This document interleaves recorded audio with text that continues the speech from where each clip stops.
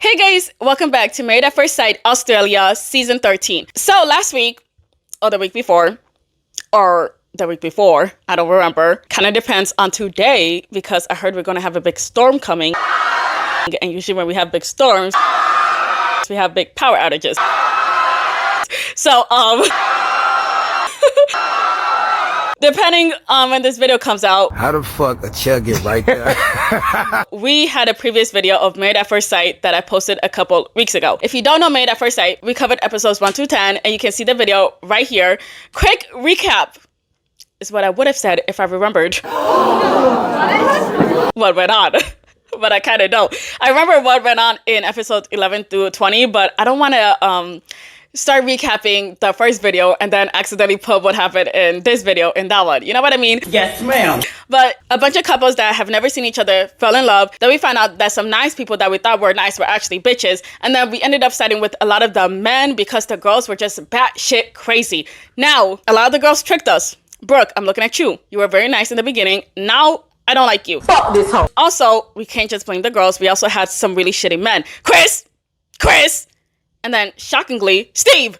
Fuck you, Steve! So yeah, now we're in this video, and we're gonna cover episodes 11 to 20 because, y'all, this video, I don't know how, but it's worse than the original 10 that we watched before.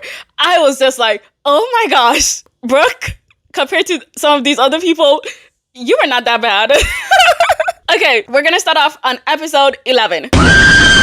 By the way, if I'm sweating a lot, ignore it, okay? I would turn on the AC, but I don't want it playing in the background. You see all the things I do for you guys? I suffer. Anyways, episode 11.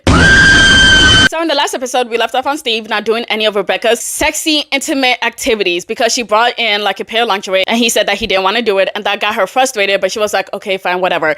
Now, in this episode, he started accusing her of having ulterior motives, and she's like, what the fuck are you talking about? I don't have any ulterior motives. And so because of that, they started arguing because, you know, of course it's gonna piss off Rebecca, and now she's done. And honestly, I'm sure that argument started because, you know, Steve is just a pussy ass bitch. And instead of telling Rebecca, hey, I'm just not into you, he just wants to start arguments with her and find any excuse to leave her and basically try to push the blame on her when literally none of this is her fault. He just doesn't want to try in the relationship. You are a coward. You are a coward. You are a coward! I made it very clear to Steve that I came into this experiment for one agenda, and that was to find love. So when he started challenging me, saying, oh, so you didn't have an ulterior motive. I'm not in my 20s. I don't need to be an influencer. I don't need free skincare, a free dress. I can buy my own. I'm sitting here in tears. Like, I know I haven't been that true authentic self because I'm so scared of rejection. And now I'm here to seeing him react tonight and doing that to me, I'm done. So she walks out, and honestly, I feel like they should give her a new man because for 50, Rebecca's really hot, okay? Like, yeah, she could get it. But we listen to Steve's side, and he just calls her obnoxious and says that her emotions are so high, and then he just continues to slander this poor woman over and over and over again, just talking mad shit about her. And keep in mind, when we see Rebecca's interview about how she felt about this whole thing, she just felt very hurt and couldn't believe that he was saying all of that and that she did come here for the right reasons. But then we see Steve just straight up talking shit about her. Like, the guy is just a piece of shit. Each and every day it seems Rebecca's struggling, and now I'm struggling with Rebecca. Rebecca's just highly emotional and loud and rude and quite crude as well. The emotions from Rebecca are so high and low, it's worn me down. It's just been a lot. Rebecca's just a lot in general. It's just too much for me at the moment. Y'all, he really said all of that and she still didn't say anything bad about him. I fucking hate this guy. He needs to be gone ASAP. Yo, get that bitch off my stage. Anyways, it's the next day. Mel and Luke are doing well, which I don't know how I feel about that because I really like Luke and I wish him the best, but giving Mel the opportunity to do better, to basically redeem herself, I don't really know about that. Because of how she acted in episodes 1 through 10, I don't like her. I really don't. And so I don't feel like she deserves a chance, but I feel like, how could I say that? That is very rude. Everybody deserves a chance, but her? Whatever. The mood between Luke and I is so much better. Holy moly was good. Yeah, this time last week when we were looking at each other being like, I can't even look at you in the eyes. It was unfortunate that I won. Yeah, and it was even more unfortunate that I was such a sore loser. Now we're actually talking to each other like we're actual human beings that like each other. Bitch, you were the one that weren't treating him like a human being. Oh my gosh, fuck her. Half of me is saying that this is great for them, but the other half is like, fuck Mel. I freaking can't stand Mel. Danny and Becca are doing good. Well, doing good intimately, so I guess that's good. Unlike Rachel, who has to stay in a different apartment because in the previous episode, Steven did not kiss her, which was honestly mad embarrassing. But she said that she was sad, but now she's not sad, and she's now mad because he made her and everybody believed that he was actually into her when he really wasn't. And so now she decides to storm back into the apartment and go grab all of her stuff. And Steve, bless his heart, he's just sitting on the couch watching her and it's like, eesh, I think I fucked up, but I don't know what to do. So instead of this man standing up and being like, hey, let's go talk about this, please unpack your stuff, he sits there and just watches her pack her stuff. Come on, Steve, do something. Rachel's feeling very hurt. I guess he doesn't want to see me at the moment. She needs a bit of space, I believe, and yeah, it's not a good sign. When I read those lines, my heart turned to ice. However, when it comes to intimacy, this is something that cannot be forced. What can I do? Let me help you pack? Like, I can't say that. She's angry, so I think maybe the best time is just to give her a bit of space because I feel like the energy, the body language, the way she's packing up, this is not good. So Steve decides to go up to her and is like, hey, so I see that you're packing, and instead of me trying to have a conversation with you so we can be on the same page, I'm gonna just leave, okay? I'm gonna leave so you can finish packing all of your stuff and it won't be awkward with me and you here. Bye. Like, Steve, you couldn't pull her for like a quick chat or something, try to like ease the tension. You just leave? Come on. But then we see her packing everything. And I mean everything. The girl is taking the cleaning supplies and she's even taking the drying rack. Why are you taking the drying rack? But she said, I made this place a home and he's gonna see how much is not a home after I'm done with it. And I'm like, oh damn, our girl is petty. But moving on to Brooke and Chris. So after she saw the whole audition tape, she kind of wants space from him and he's like, oh damn, is that serious? Yes, is that fucking serious? But yeah, it kind of sucks for them, but also not really because they're both shitty people. So I feel like this is what they deserve. So yeah, go fuck yourself. So yeah. Why? Because fuck them, that's why. But now it's the guy's turn to go to the intimate workshop so they can have their own intimate activity with their girlfriends, with their fiancés, with their wives. So they can have that with their wives. But then I see Steve there and I'm like, Steve, why are you here? Your wife is gone. Why are you here? Also, he said in the previous episode that he doesn't want to be intimate. He doesn't want to do anything like that yet. But it goes back to my original question. Why are you here? You don't want to do anything with that woman. Why are you here? Focus, get that bitch up out of here. Look at her. Anyways, we see the guys going around sharing all the intimate details that they had with their wives, except a few. And obviously, we're going to talk about those few. First is Grayson. He's like, this bitch, Julia, has been giving me some dry-ass questions. Dry-ass questions that are not sexy at all. My dick has never been limp in its entire life. He didn't say all that, but I know he really wanted to say all that. But he said that he expected more, and she gave him nothing. He said that he felt powerless in their relationship because he really had no voice, and so he couldn't really say anything. But it's also his fault because he really didn't say anything. But he doesn't really like the dynamic of the relationship so far, and so he wants all of this to change because, hello, he really likes Julia. But now we get to Steven, who told everybody that he didn't kiss Rachel, and he said that in his head he had three options. The first one is give her a kiss, and that she'll think that it meant something special when it really didn't. The second option was give her a kiss, and she'll know for a fact that it didn't mean anything special. Or the third one is to just tell her, hey, I really don't want to kiss you because it's not going to feel like anything. Sorry. So we all know he went with option 3, and the result of option 3, she ran away crying. And all the guys are looking at him like, bro, what the fuck? Except Steve. But all the guys are looking at him like, bro, what the fuck? And then he's just shaking his head because, bro, why didn't you just kiss her? Yeah, it was hard to watch. Men used to die in trenches and fight wars. And now he's too scared to even just give his missus a kiss. Like, just give her a kiss for sake. It's not really that hard, is it? And see where it goes from there. I reckon Steven's in the wrong. Like, he's not even giving it a shot. In the real world, it's okay to take it slow because, hello, you guys don't really have a time limit. Well, you kind of do, but it's not that serious. But in the show, you guys are married, okay? That is your wife. You are her husband. Get to kissing. You signed up for this. You knew exactly what was going to happen, and you signed up for this. So, no, you shouldn't be like, I don't really want to kiss her. You guys are pushing 3 weeks into this relationship. Come on. But the experts are like, yeah, Steven, you fucked up. And Grayson tells Steven, hey, I'm in Rachel's position because I want affection from Julia and she's not giving it to me. And you're doing the exact same thing Julia is doing to me. You're not giving Rachel anything. And we're the type of people that want affection. We knew exactly what we signed up for. Okay? So go ahead and give your girl some affection. And now Steven is looking all sad, but oh well, be sad. Next is Chris. He said that he knows that he fucked up with Brooke, but he wants to stay until the end of the experiment so, you know, he can say that he at least tried. And then the camera pans over to Steven and Steve, who both look like they just want to leave. Too bad, you guys gotta stay. Next is Steve's turn, and he tells everyone that Rebecca wanted to do that intimate challenge with him, but he said no. And you know what? Even though he said no, she respected his decision, and that just brought them closer together. And that's just full-on bullshit, because she only accepted it because she didn't want to argue with you. It didn't bring you guys closer. It just made her more upset at you. And then after that, you guys had an argument right after where you accused her of being here for the wrong reasons. So what the fuck are you even talking about? What are you talking about? And y'all, Scott is hearing all of this and he is pissed because Ye told him that she and Rebecca were actually shopping for those intimate clothing that Rebecca wanted to wear for Steve, and Rebecca was really excited to wear for him so, you know, they can actually have progress in their relationship. And so now all of a sudden he's hearing Steve say, yeah, she wanted to but happily didn't because I wasn't into it, but it did bring us closer. Isn't our relationship amazing? I think Steve's a bit full of shit. That's what I'm confused, because Gia was with her last night at the sex shop, and she was like saying, I can't wait to dress up, do all these naughty things, but then apparently she gets in, she doesn't want to do it. That's the only thing I'm confused about. It's very confusing. The overall story is we had ultimate intimacy last night, so your partner should be able to have a choice to bring you guys closer. Which she did. Right? She didn't. She had a choice. Why didn't she have a choice?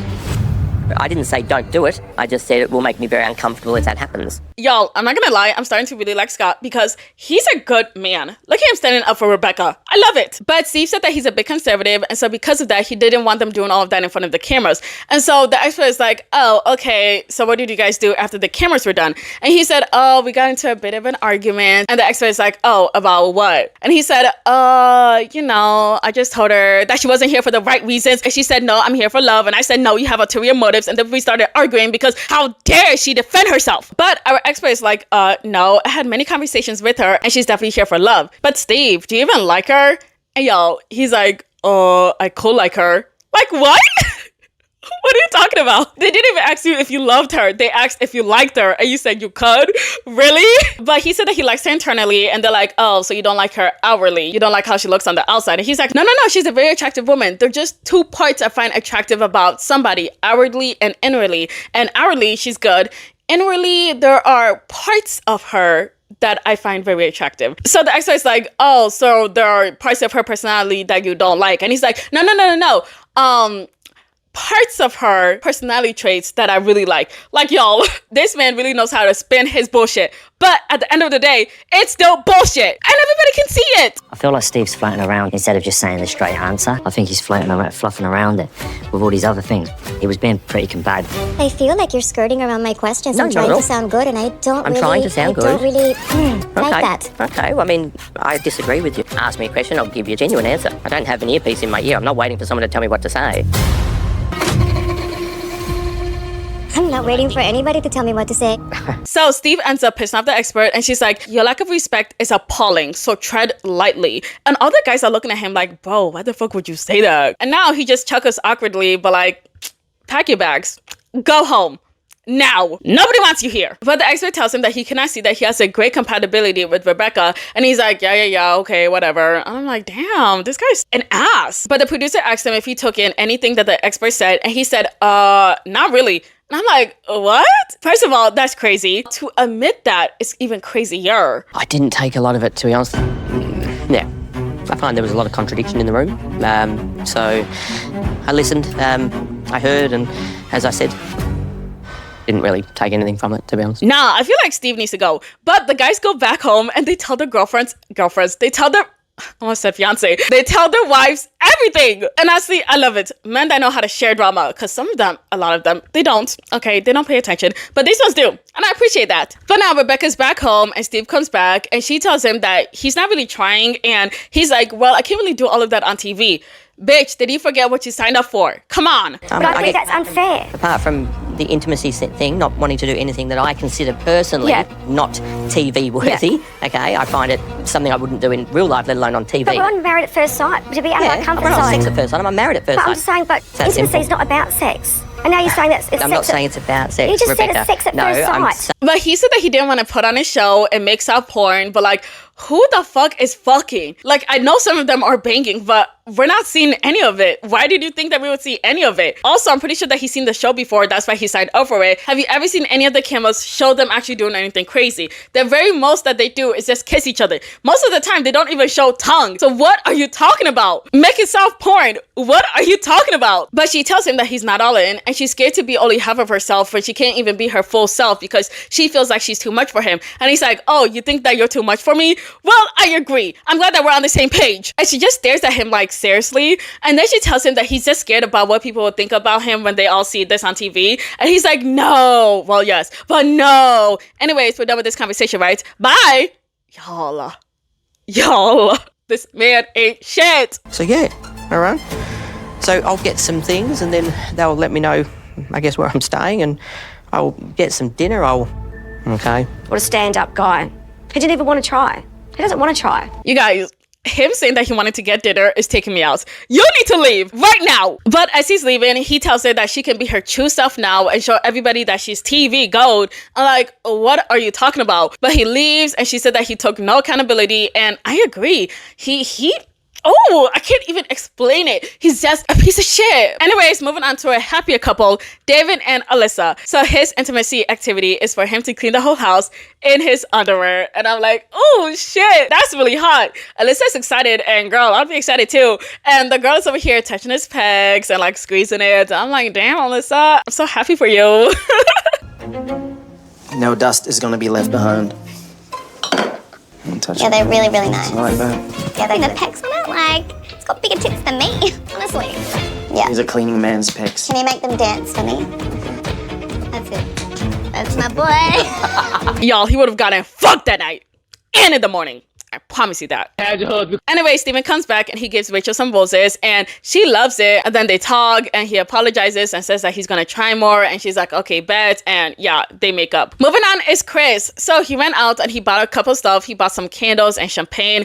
And he's trying to give Brooke a sexy bubble bath. And she's just not feeling it. And a tiny part of me felt really bad for Chris. But it got overshadowed by how much of a dick he is. So yeah, I didn't feel that bad.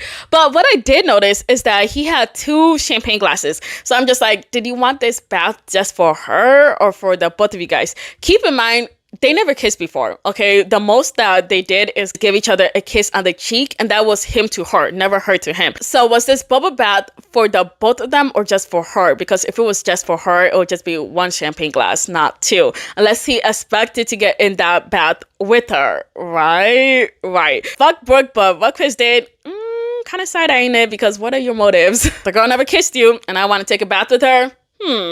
Interesting. But Brooke said that she feels smothered, and he's like, but baby, I'm trying. But she's like, nah, after what I've seen from your little interview, I still need some space. Which I get it, but also you saw that before the commitment ceremony. If it bothered you that much, which it should have, you should have just said leave. But instead you put, no, I'm still gonna stay because I feel like he can change. Yeah, you're not giving him that time for him to change. You know what I mean? It just feels like it's a bit weird. You should have just went home. Back to Steven and Rachel. So she decides to move back to the apartment and everything's going great until they get an expert letter and they open it and they have a challenge in there that they have to kiss for 3 minutes. And I'm like, Alexandra, you're such a funny woman. By the way, Alexandra is one of the experts. Back to what I was saying. Alexandra, you're such a funny woman. That was hilarious of you. Anyways, they do a kiss, but kind of look kind of lame, not gonna lie. Just give me a kiss, damn it.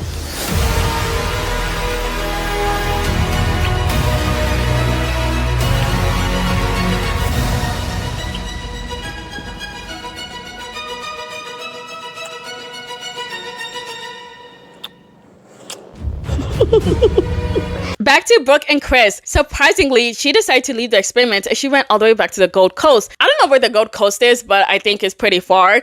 Anyway, she packed all of her stuff and she left. And poor Chris is just like, damn, she really left me? Yeah, she really left you. Duh. She just followed her mind and her heart and had to pull the pin.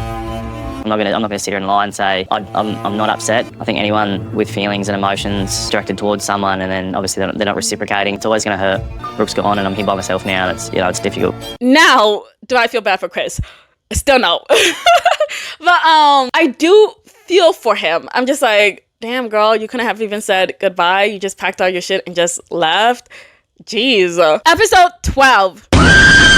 So it's been 3 weeks since everybody got married, and now they're going to the next dinner party, and everybody's excited except Chris. Ha ha! Let me grow up. No, I won't grow up. Ha ha ha! That's what you get. But then we see Rebecca, and she's really sad because of Steve, and yeah, sorry girl. But then for some reason, we see Steve, and I'm like, Steve, you're still here? And he's still wearing his ring. And he's like, yeah, I'm going to take it off later. But for now, just keep it on. Like, bro, what? Just pull it, Brooke, and leave. Honestly, why you got to wait till the commitment ceremony? Yeah, tonight, walking in alone, expecting Rebecca might like to overshare with some other girls.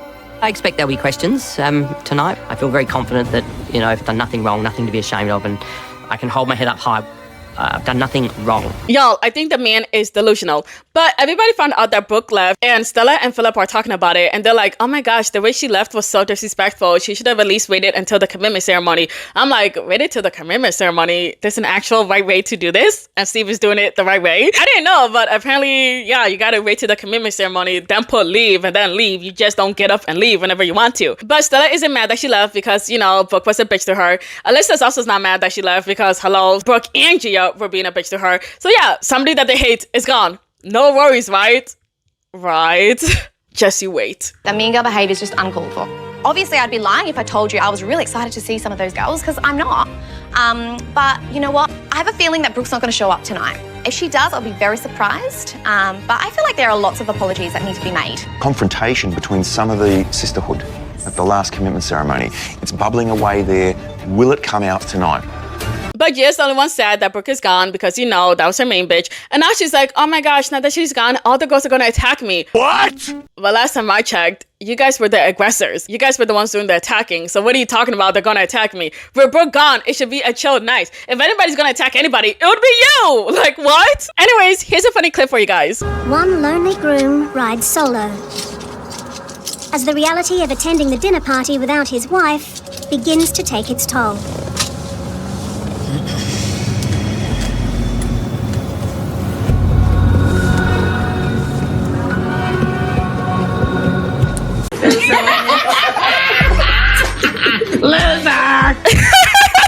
Sorry, but I love to see it. Oh my gosh. I think he doesn't want us to see him crying. But he's like, it's not fair. Brooke is out there in the gold coats, probably in a bikini, while I have to be here, deal with all the repercussions. It's not fair. And you know what? Fair. That is pretty fair. I think she should also be here so she can get her ass chewed out. Duh. Anyways, Gia gets to the dinner party first, and then comes Rachel, and then comes Beck, obviously with all their husbands.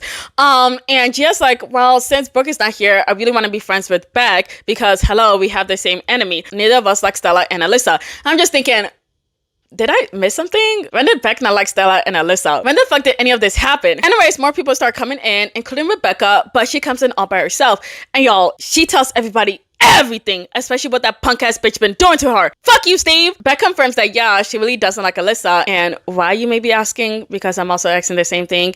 Well, it's because Alyssa said, shut up, bitches, to everyone. And I'm just like, when the fuck did Alyssa say that? Like, I was really racking my brain to think, when the fuck did Alyssa say that? But y'all, it was when Gia and Brooke kept cutting her off every single chance they got when they were doing that red flag, green flag challenge. So I'm just like, are you guys serious? And she didn't even say, shut up, bitches. She just said, shut up. Like, not even in a mean way, but just saying, stop talking over me so I can actually finish my red flag, green flag challenge. And what's crazier is that Beck says, shh, as well. So I'm just like, Beck, what the fuck are you talking about? If anything, you're on Alyssa's side. Like, what are you doing? Listen to my story. So, I was literally sitting there doing some work. So no. Girl, shut up. Like, listen. Okay, so I was doing some work. Shh. But as Beck and Gia are talking shit about Alyssa, thankfully, with Rachel being there, she's like, no, all of you guys were respectful. And then when she came up and she started speaking, you guys were being mad disrespectful towards her. And y'all, Beck just gave her this stank ass face. And I'm gonna be completely honest, okay? No hate, no shade, but this is just pure honesty. When I see people for the first time, most of the time I could acknowledge beauty in that person. The first time I saw Beck, I was like, yeah, this is a really pretty woman. The more I started to see her and the more I started to see her behavior, I'm just like, this woman gets uglier and uglier and uglier. And now it's just like, when you look at her, it constantly looks like she's always taking a whiff of pure shit. Like her face just looks like girl, enough. Enough. Relax your face.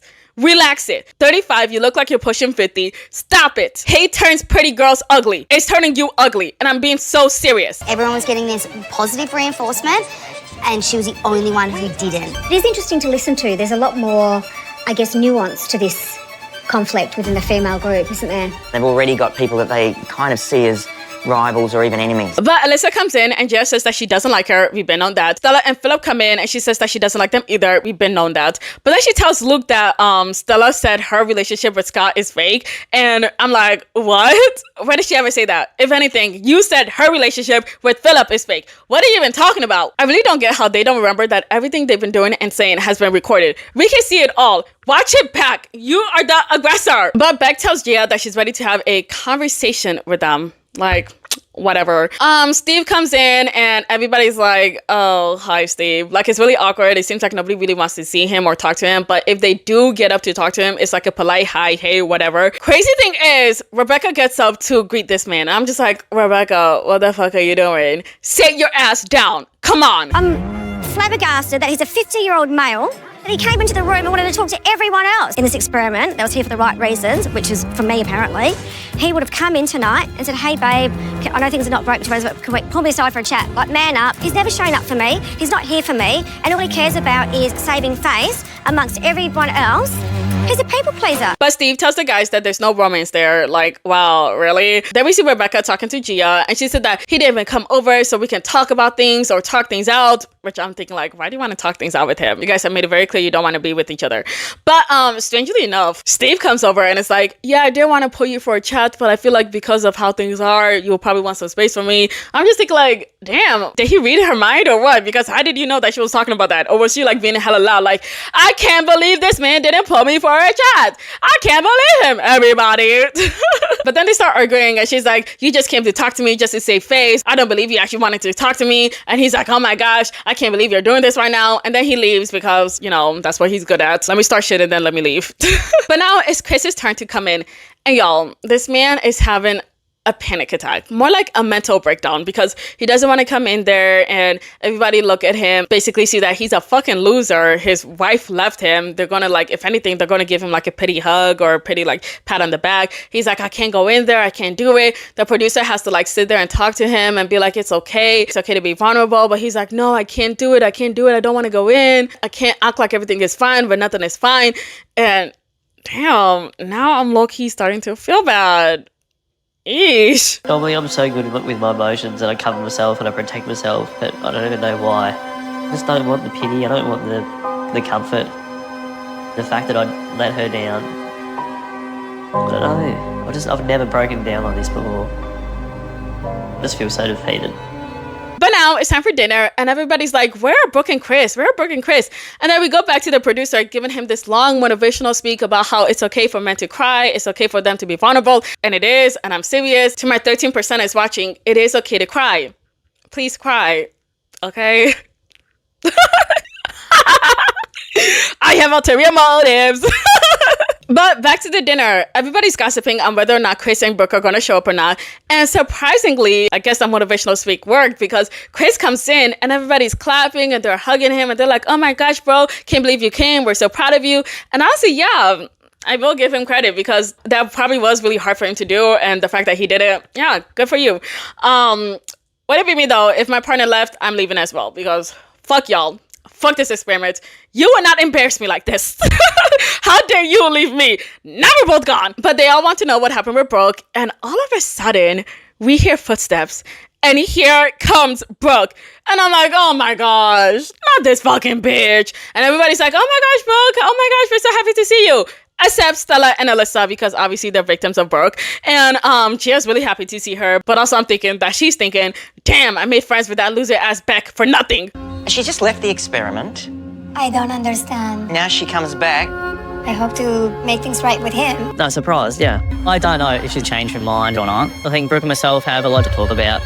We both care about each other. Honestly, I was just surprised that she was here. But Brooke is loud and happy, like she didn't just leave her husband. And the producers asked her what made her come back. And she said, it was a 50-50 decision on whether or not I want to come back or not. And they're like, oh, so does this mean that you're going to give Chris a chance? And she's like, what? When did I say that? why are you back?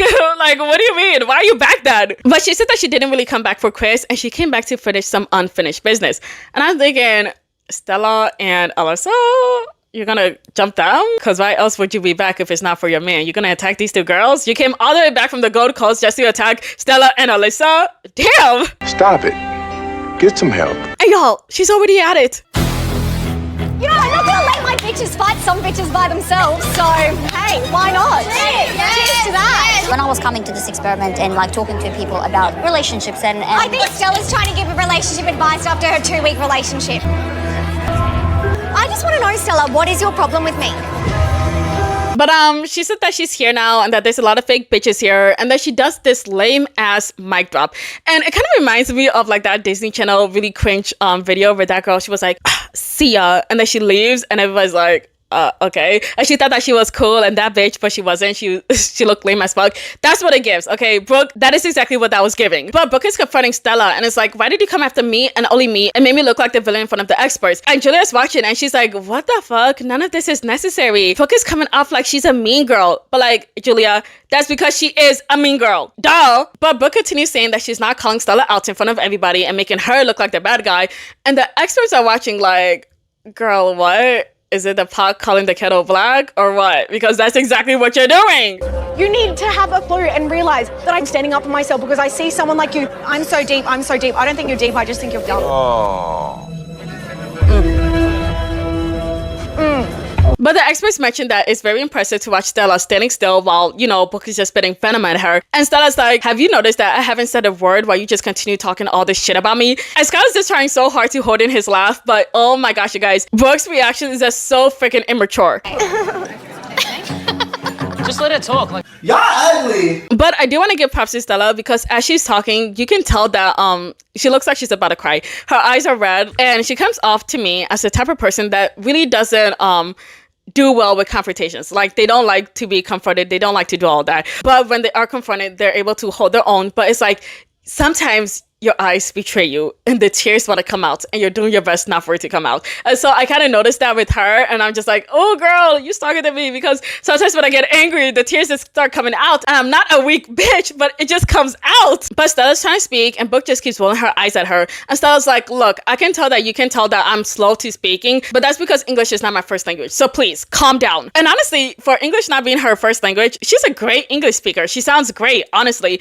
And now it kind of makes sense because remember in the previous video when I was like, oh, she's taking her time when responding back to Brooke and it's kind of making her lose her credibility because it sounds like she doesn't know what she's talking about. Now I'm just like, oh wait, she probably was thinking about what to say because, you know, English is not her first language. Still though, she's a great English speaker. But Brooke is like, you kept telling everyone that I wasn't happy for your happiness. Are you delusional? And y'all, Gia does this god-awful laugh. I'm just like, oh my freaking gosh, you guys really sound like villains. Are you delusional?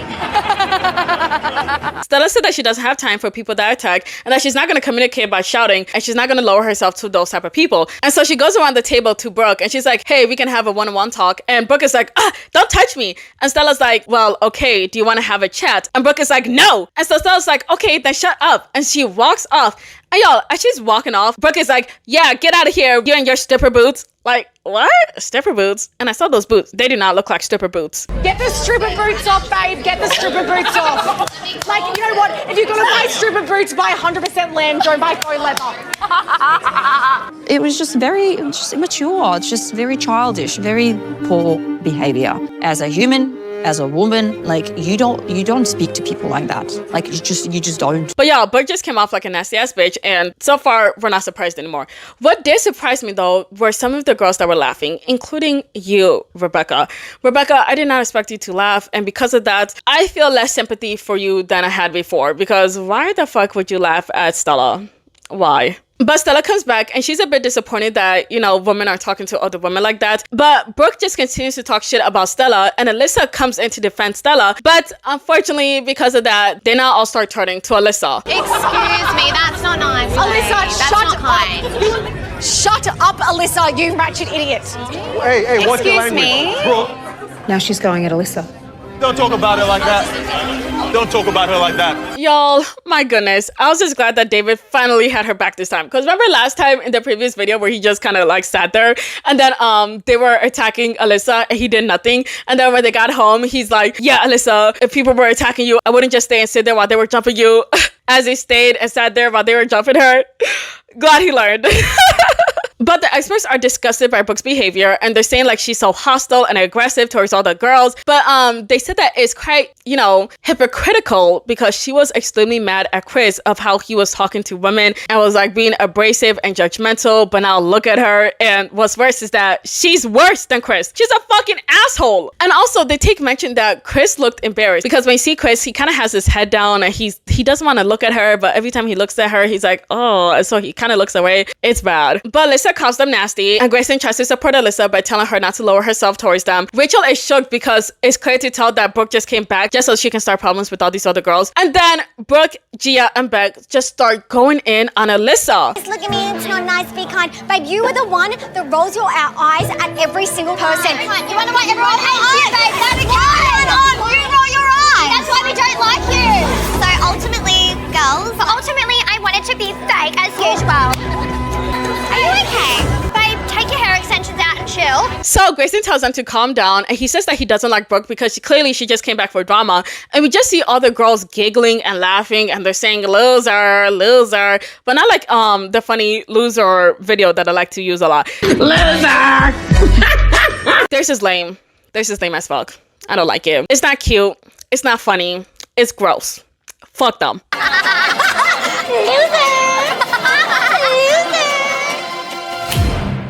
That was just absolutely wild. I found it as bullying.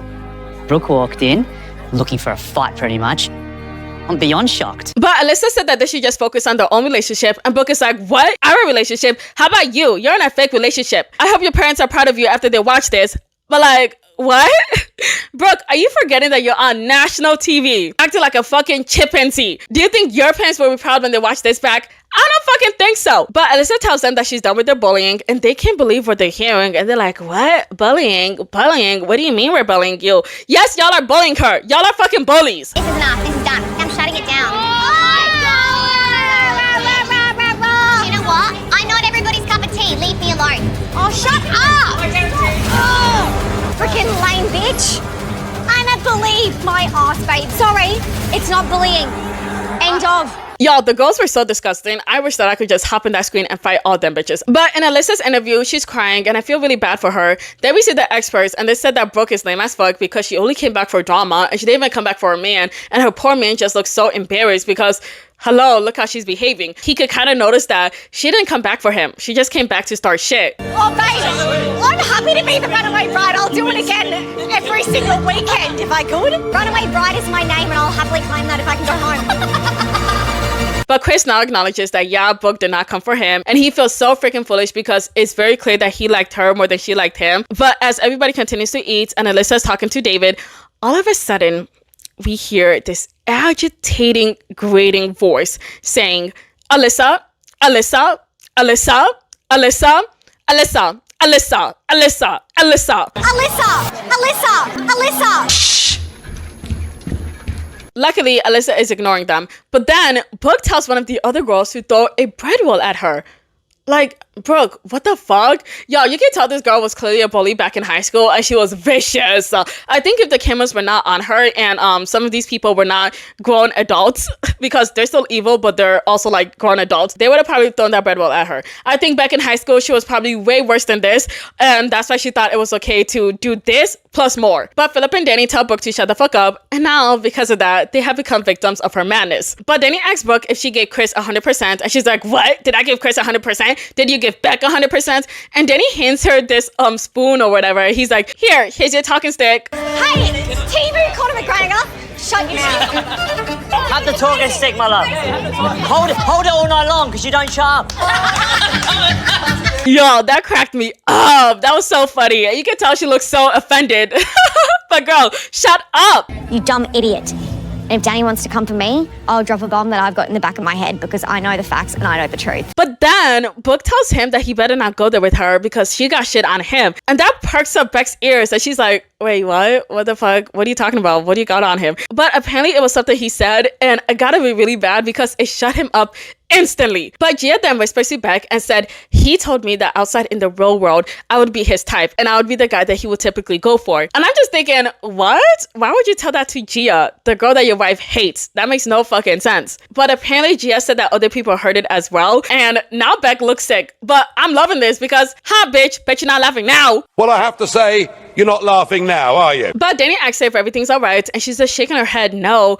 But I don't know if what Gia is saying is the truth or not because Gia freaking hates Beck. She hates her a lot. And so I feel like she would have brought this up a lot earlier. Why is she bringing up this now? And it wasn't really her that brought it up. It was Brooke that brought it up. She just said what Brooke was trying to say, but Brooke ended up not saying. I'm just thinking like, why now are you bringing that up? Why wouldn't you have brought that up much earlier where you guys were actually like yelling at each other and so on? But Beck gets up and she goes to Danny and she asks him if it's true or not, and he's shaking his head and he said no. You're winding up, I know you haven't. Shut up. Did it happen or not? I'm devastated. Let me tell you something real. Let me tell you something. I'm shocked. Babe, I'm not going to do this. Who heard it? I heard it.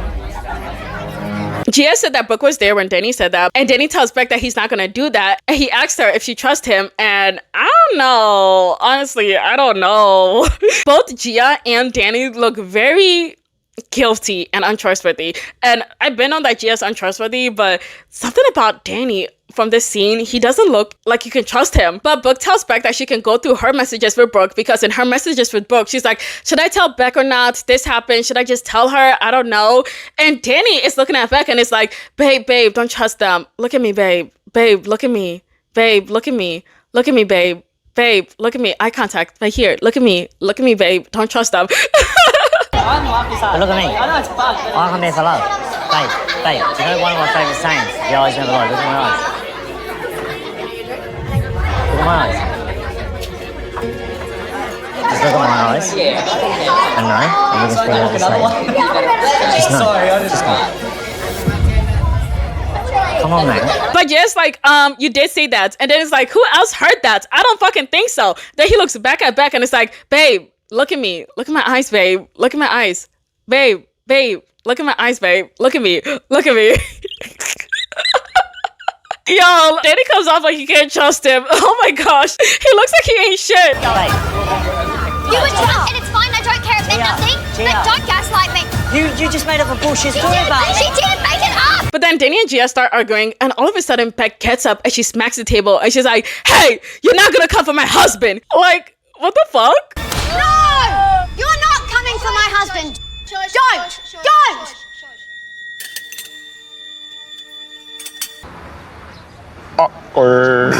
Like Gia said that she doesn't think that the relationship is gonna work because it's a sham, and Danny's gonna make her think that she's enough, but she's not. But now Beck said that Gia and Brooke are trying to ruin her relationship with Danny, and she hopes that it doesn't actually ruin her relationship with Danny. But then we see Danny doing an interview, and he said that he didn't say that, but like, I don't believe him. I don't know. I would have believed him until he started doing that. Babe, look at me, babe, look at me. I don't know. He lost me there. But he tries to talk to her, but she's not listening. And he's like, girl, I need a ride or die. I don't want to skank like Gia. Plus, why are you believing Gia? You didn't even like her. But Beck says that she's done and she walks away crying because she believes that he played her. So everybody's talking about the drama last night. And so far, they're like, damn, Gia, Brooke, and Beck are all terrible people. All they wanted to do was come in and tear everything apart. Man, if I could sum up last night's dinner party, I feel like it was a pack of wolves let loose on a village. Alyssa is extremely upset, which is valid. She says that she doesn't have to sell her relationship to people like Gia and Beck and Brooke. But the producers ask what is the beef that they have with each other, and Alyssa says that she doesn't know. She doesn't know why these people hate her, and she feels like they're just trying to create drama. That's it. What's your crime here? The funniest thing that there was no crime. They just needed to create a drama out of thin air, and they did it. I do not give power to people to antagonize me in any way, shape, or form. If I lower myself to your standard, I lost. Y'all, I really respect Stella. She has high emotional intelligence, and her ability to stay calm in confrontations, it's incredible. I really like it. But now we see Brooke and she's like, oh my gosh, I can't believe everybody's calling me a bully. But at the end of the day, I'm glad all of this is over. Like, what are you talking about? You think your actions don't have any consequences? Just you wait. Dumb bitch. Anyways, Gia reached out to Beck, and Beck told her to leave her alone because she's trying to ruin her relationship. And Gia's like, wait, what? What the fuck? And honestly, I don't know who to believe because Danny, if he didn't act that way, I would believe him because I feel like Gia would be lying because if Beck doesn't believe you and you have screenshots of you and Brooke talking about, oh my gosh, should I tell Beck or not? Send those screenshots to Beck. Send it all to Beck. Like, what are you doing? It makes no sense. And the fact that she also kept this hidden from her this long, like, really? No, I feel like she's lying. But also Danny. Danny, look at me. Look at my eyes, babe. Babe, look at my eyes. Come on, babe. Look at me. Look at me.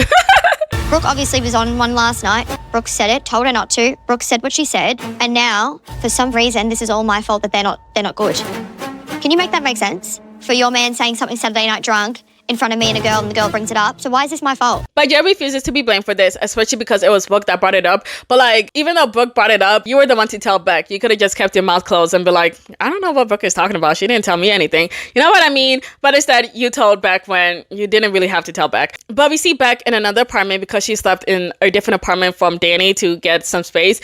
And she's crying, saying that Gia and Brooke ruined their relationship, and now her and Danny are not doing well, and they did it on purpose, and she can't believe them. But Danny comes in, and Beck says that she doesn't believe those girls, but she didn't like the fact that he didn't come in to comfort her, and now it's making her think otherwise. And then he's like, what the fuck? How's that my fault? But now they start arguing, and then he's like, oh my gosh, I can't believe you don't believe me. You should be my ride or die. And she's crying, saying that she doesn't know what to do. But honestly, I don't get Danny, because you want me to be your ride or die? Bitch, I just met you 3 weeks ago.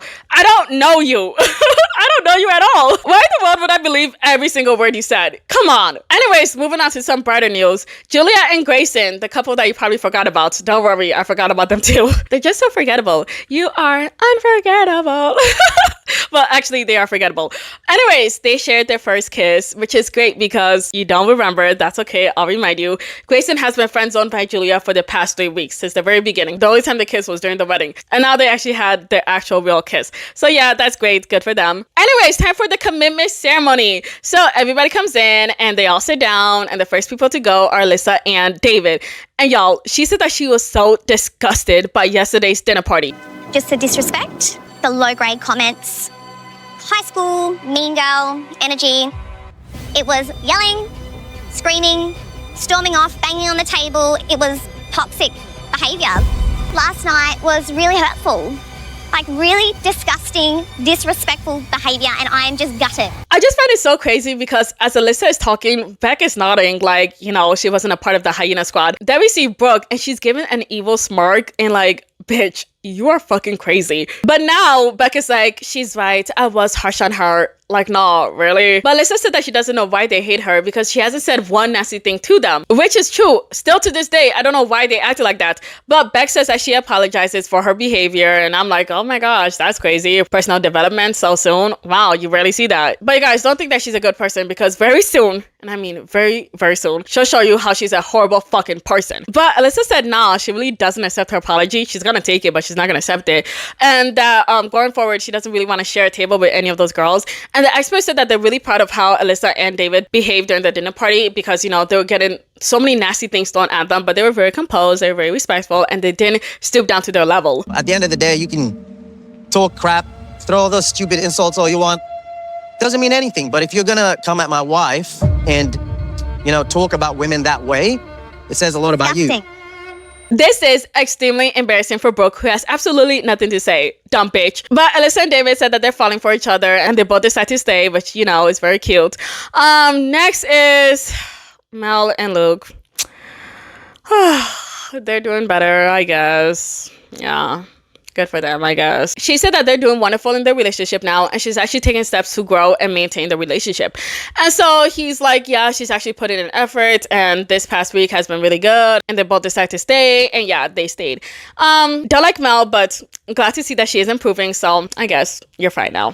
I guess. Next is Rebecca and Steve. So she goes off about how she's putting in so much effort and he's doing basically nothing because he's afraid of how people will perceive him online and on TV. And he's like, no. I just feel like, our personalities just clash. And the experts are like, no, that's a cop-out. They tell him to be specific about exactly what he doesn't like about her personality. And he's like, you know, I'm not going to talk about her personality. I'm just going to say that I don't like her motives here because I feel like she came here for the wrong motives. And because I thought that we had a huge argument and she became Fury. And the experts are like, no, that's not a personality clash. That's a communication issue. The fuck? But they asked him what did he try to do to make her feel desired, because remember, she said that she didn't feel desired by him. And he said, well, I tried to, arrange a date for us to meet up on Saturday, but she said that she was busy. And so because she was busy, I did nothing really to try to make her feel desired. Huh? And the experts are like, what? You're not really responding. And Scott comes out all the way from the corner of the room and it's like, he did nothing. That man did nothing. And Steve can't even respond to that because, yeah, it's true. You did do nothing. Question. Have you taken her out for coffee, a walk, Yes. woken up saying, how was your sleep, and shown the nice gestures yet? Because I haven't heard it. Always. Oh. I have done that. Rebecca, has he done any little favours to show that he's interested? No, Scott, he hasn't. There's your I get up answer. in not romantically, wanting to lead Rebecca on. But one of the experts named Mel said they had a conversation about him and his past relationships because he admitted to her that in his past relationships, he was coming off as selfish. And because of that was ruining most of his relationships. And so he wanted to be different in this experiment. But he ended up not being different in this experiment. And he's like, no, I wasn't being selfish. And people are like, yeah, right. You definitely were being selfish. But the experts are like, Steve, tell us how you contributed in this relationship failing. And he's like, well, I don't know. It seemed like both of us had miscommunication. It was like a half thing. And they're like, we don't want to hear what Rebecca did. Tell us how you fucked up in this relationship failing. And he's like, what? Me? But I'm perfect. But y'all, he genuinely doesn't know. And the experts are like, yeah, that's the problem. I don't know the other reasons. So from your expert point of view, tell me what you've seen that I'm not doing and what I need to do. I need you to tell me. I'm not sure. I can't give you the answer. What else might be a problem in terms of this relationship and what you contribute to it? No, obviously I've said no. So... But the experts tell him that he can take this moment to look inward and see all the problems that he has. But y'all, he doesn't see any problems at all. He's really thinking like, I don't have any issues at all. Like, oh my freaking gosh, this is your problem. But they bring up how he couldn't accept what one of the experts was saying, aka Alexandra, because remember before Alexandra was trying to talk to him and he was just like, yeah, whatever. And even now, he still refuses to listen to what the experts are saying. Like it's just coming in one ear and out the other. But y'all, this man is really not gonna change. And he writes that he wants to leave. And Rebecca also writes that she wants to leave. And I just feel so sad for Rebecca because, she really came to find love, but instead she got fucking Steve. And Steve's bitch ass is like, by the way, Alexandra, I'm really sorry for how I reacted. I didn't mean that. My bad. But I'm like, what the fuck? You can give Alexandra an apology, but not Rebecca, your own fucking wife. And Rebecca calls him out on that too. Well, there's apologies going around. Is there an apology for me for robbing me of the experience? I've enjoyed doing this with you. You know that. We've had some great times. It's been amazing. It's not the ideal finish, but we've been doing well. Yeah. Anyways, it's time for Julia and Grayson. So we're gonna keep it nice and short. They're doing great because she finally kissed him, and yeah, they both choose to stay. Next is Rachel and Steven. He gave her a good, heartfelt kiss, and because of that, they're doing good, and they also choose to stay. Next is Gia and Scott, and surprisingly, Gia actually apologizes to Alyssa, and you can just see Brooke's face, and she's probably thinking, now that she apologizes, now I probably have to apologize. Great, thanks a lot, Gia. You too, Beck. But Gia blames it on the alcohol, but nah, girl, that's all you. But Scott said that they had an argument. I don't know if this was before the dinner party or after the dinner party or the next morning after the dinner party, which will mean it will be this morning of the commitment ceremony. I don't freaking know. But they had an argument, and basically she said that he didn't come here for the right reasons and that she can get any man that she wants, and that really hurt him. And so because of that, he wants to take a step back. But Jess says that sometimes she just self-sabotages her relationship and blah blah this, blah blah that, backstory, whatever. I don't give a fuck. She basically said that she doesn't want to feel vulnerable or to get hurt. Scott says that he forgives her for now, like keyword for now, but he says that if she continues saying stuff like that, he's gonna start losing interest in her. But they both decide to stay, and next is Beck and Danny, and obviously we all know they're not doing well. So Beck tells her experts what happened last night, and including what Gia told her about Danny, and she said that Danny was really upset that she didn't believe him, and that he said that he wanted a Bonnie and Clyde relationship, and he got mad at her because she believed it for 1 full minute. And now because she only believed it for an actual minute, she has to work really hard to build his trust back up again. And I'm just like, oh my freaking gosh, are you kidding me? But she said that she had to apologize to him, and I'm just thinking, okay, great, but like, what if he actually did cheat it? I apologize for nothing. I would have crashed out. Oh my gosh. But nobody can believe that Danny went so hard on her just because she believed it for only a minute. And I know I've broken your trust, and I'm sorry. I was just I was a space cadet last night. I was on a different planet. It's all right. You're joking? Absolutely not. You're not going to gaslight a woman right now. You know what you said. Why the hell would I make... Gia. Stop. I'm talking. Y'all, I don't know. I honestly don't know who to trust. I'm very conflicted. But Gia said that she has no reason to lie, but then he said that she has zero credibility. And she's like, no, other people were there and I will swear on my life. And even Scott said that she wouldn't make up something like that. And, oh...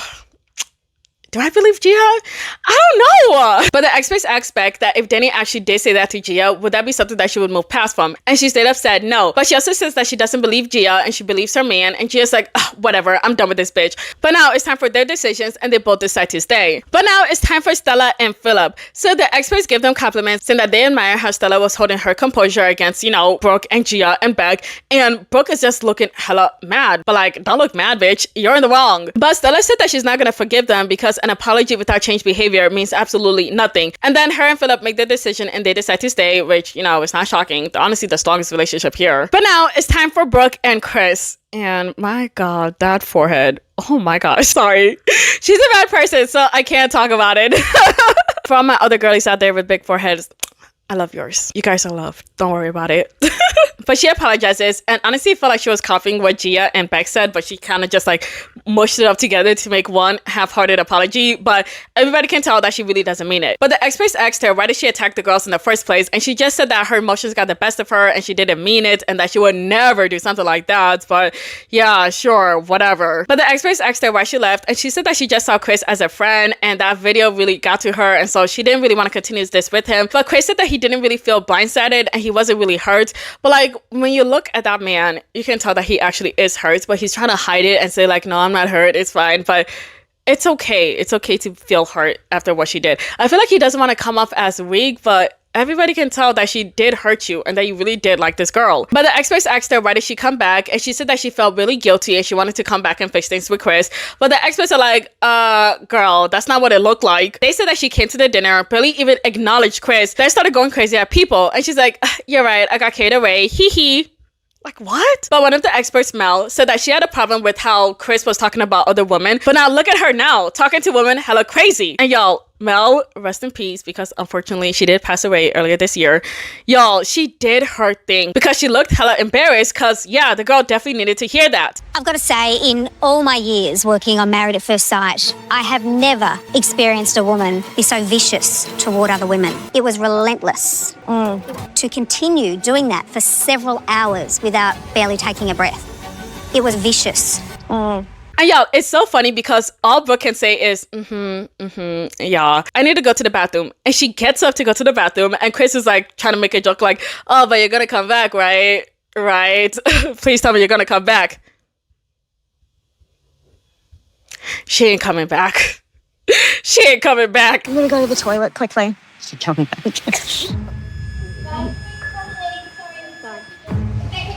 What the heck? I'm just going to the loo. But y'all, everybody waits and waits and waits, but the girl doesn't come back. Honestly, hella rude because everybody's waiting for you. Whole time you're on a flight back to the Gold Coast. Like, come on, you could at least said something. But the crew lets one of the experts know, John, that, you know, Brooke is gone. Unfortunately, Brooke is not coming back. She's decided to do a runner. I'm not, no. It's a hurt man. But like, Chris is such a coward because you're talking all that shit about everybody else, but yet when it's your turn, you can't handle it and you just run away.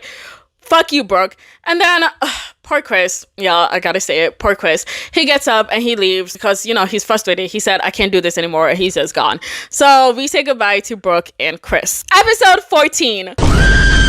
So we're getting introduced to two more couples and I'm just like, well, let's calm down. Barely my viewers remember the first batch of couples. Why are we introducing two more new couples? But the first guy, his name is Titan or Tyson. I'm not gonna look it up. He's 30 and he's from the military. He made a comment saying that he wants to put his kids into the military, but not the girls. Definitely not the girls. And I know some people might be like, what? Why won't you put the girls there? They're just as strong fighters as the guys. But like, personally, I also wouldn't put girls in the military, mostly because there's a lot of SA that goes on in the military. And so, yeah, I would definitely not encourage any future daughters I would have to go into the military. That's just me. If you want to do it, go ahead. I'm not going to stop you. But from everything I've heard, I highly don't recommend it. But we see him working out, and I noticed that he got an American flag behind him, and I'm just like, bitch, you're Australian. Like what are you doing? But whatever. We find out that he is a very, and I mean very conservative man. I want to go as far as to say that he's MAGA, but actually I think I can say that. He is MAGA. But once again, you're not even in America, so what? But he said that he wants no woke wife. None at all. And then he starts listing all of his red flags, and it's a lot. A woman with green hair is a complete feminist and hates men. A woman that hates Donald Trump. I personally like Trump. I reckon he's doing a great job if they have children.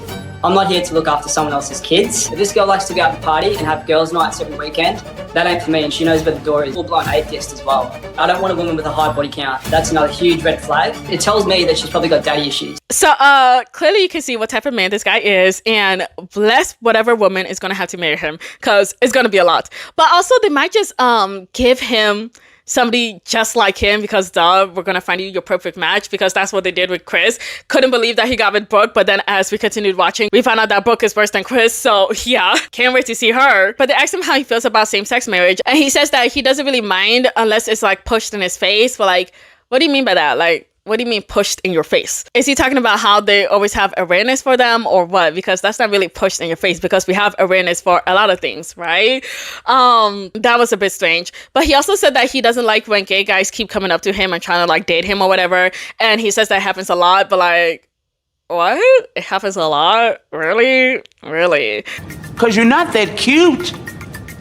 And your hair is uneven. You look dusty. I don't know. I kind of find that hard to believe. I think the very most it probably happened 2 times, and he's like, 1 is crazy, but 2 times, I can't believe all these gay guys keep coming up to me. But he said that he got married 6 years ago, but it didn't work out because she couldn't cook and clean to his liking. So because of that, they got a divorce. Yo, men like this, I'm gonna be irritated. I promise you that. But he says that he really wants to get married and start a family soon. And he already bought a house so they can start. And it's a 4-bedroom, 3-bathroom house. And we just see him sitting there all alone. And I can't help but laugh. But also, I don't know. Getting a house for your future family is nice and all, especially if you can find it at a great price. But isn't that something you should talk to your wife first before you just randomly buy you guys a house? Like, I feel like a house should be picked between the both of you guys, not just, oh, I bought a house, bring all your stuff in here because you're gonna be living in my house now. Like, I feel like it should be bought together where you guys pick it together. You know what I mean? Like, what if I see your house and I don't like it? I'm like, ew, I don't like this place. I don't like this area. I don't like it. Let's move. Like, you know what I mean? Also, doesn't he kind of look like the guy from Toy Story, like the little bully? I feel like they look very similar.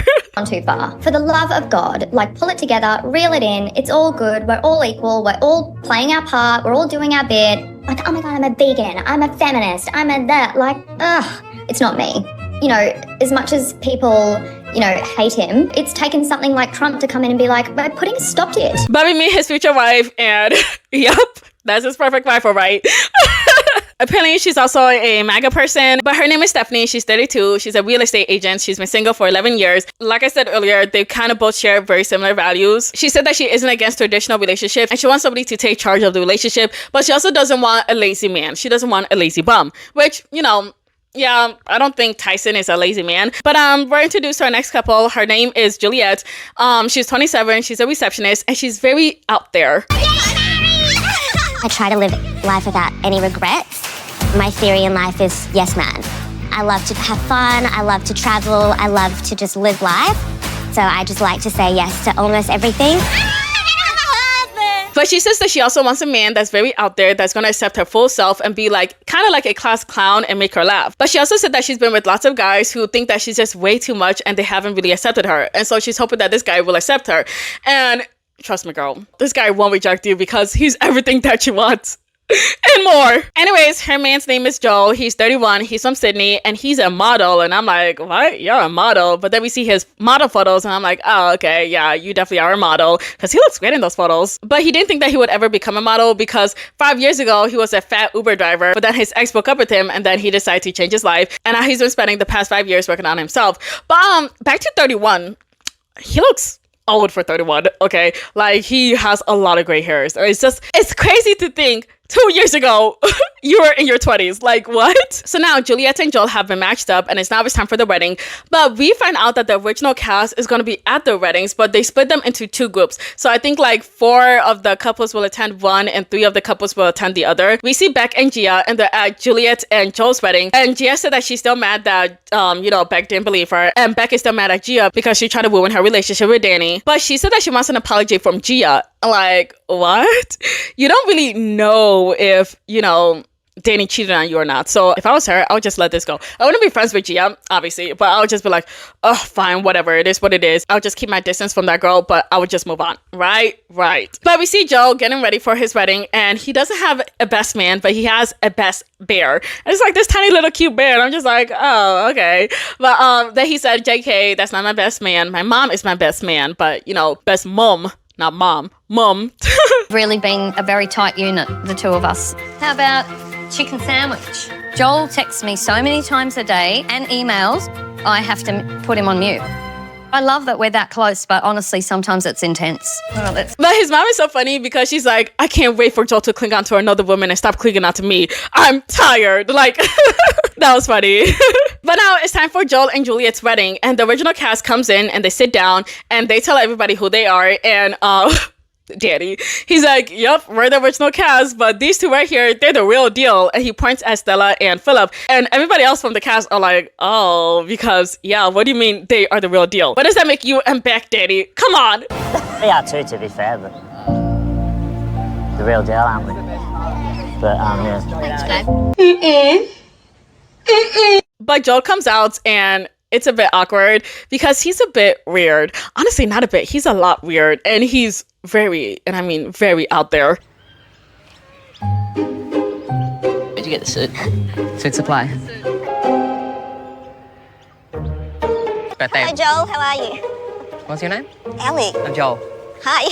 Yeah. I am the bride's mother. Oh, true. That's right, the front row seats. Yeah, Joel.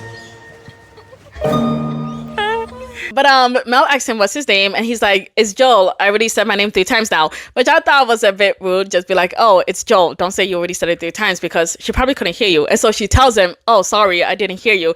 And Gia's like, hey, we're the original cast. We're your friends now, so chill. I'm just like, oh, Gia, you didn't have to say all that. But Joel is like, oh, are we besties now? And she's like, we've been here for a month, and you just got here, so we're not nervous, but you should be. Like, what? What? Is that a threat? Are you threatening me?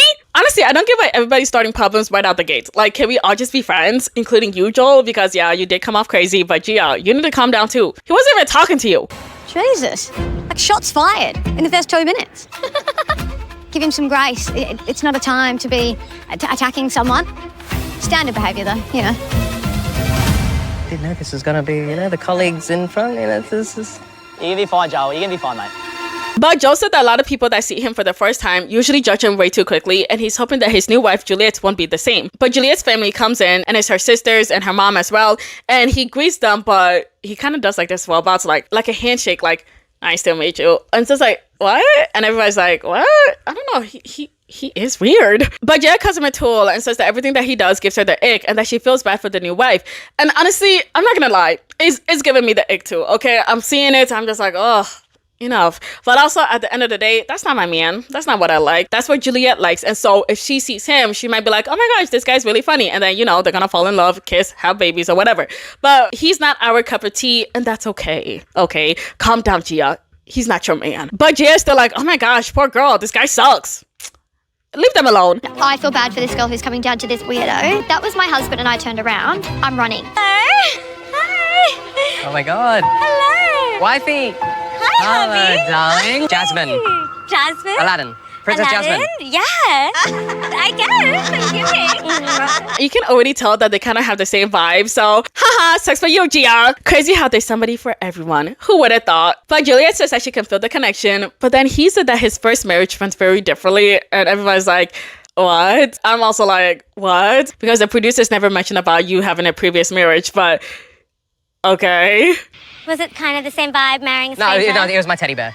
Yeah, not a human. Good save. Yeah. Shall we get married? I'm hungry.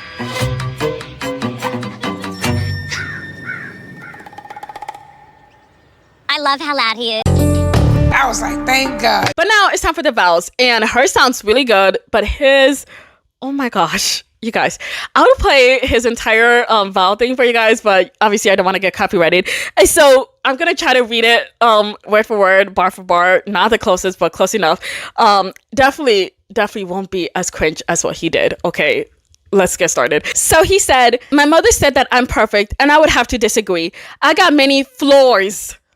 Not flaws, floors, carpet, tiles, wood, you name it, baby. So you might be wondering, who exactly are you marrying? Who is this perfectly manicured, dapper, suave, sexy, unsophisticated, undomestic, sexy, once fat Uber driver, now turned model that can't tell the difference between a bloody washing machine and a dryer, who says what he thinks and is unapologetically himself, for anyone or anything at any time or any place? To my wife, I want to know you and your questionable clothing choices. Loose and baggy equals daggy. What? All Birkenstocks and Crocs must be incinerated immediately, and I want you to know me just the same. Oh my gosh. Oh my God. It's knowing that no matter what the world throws at us, we've got each other's backs, and if you scratch mine, I'll scratch yours. Funny thing about my back is that it's actually located on my back. I'm not.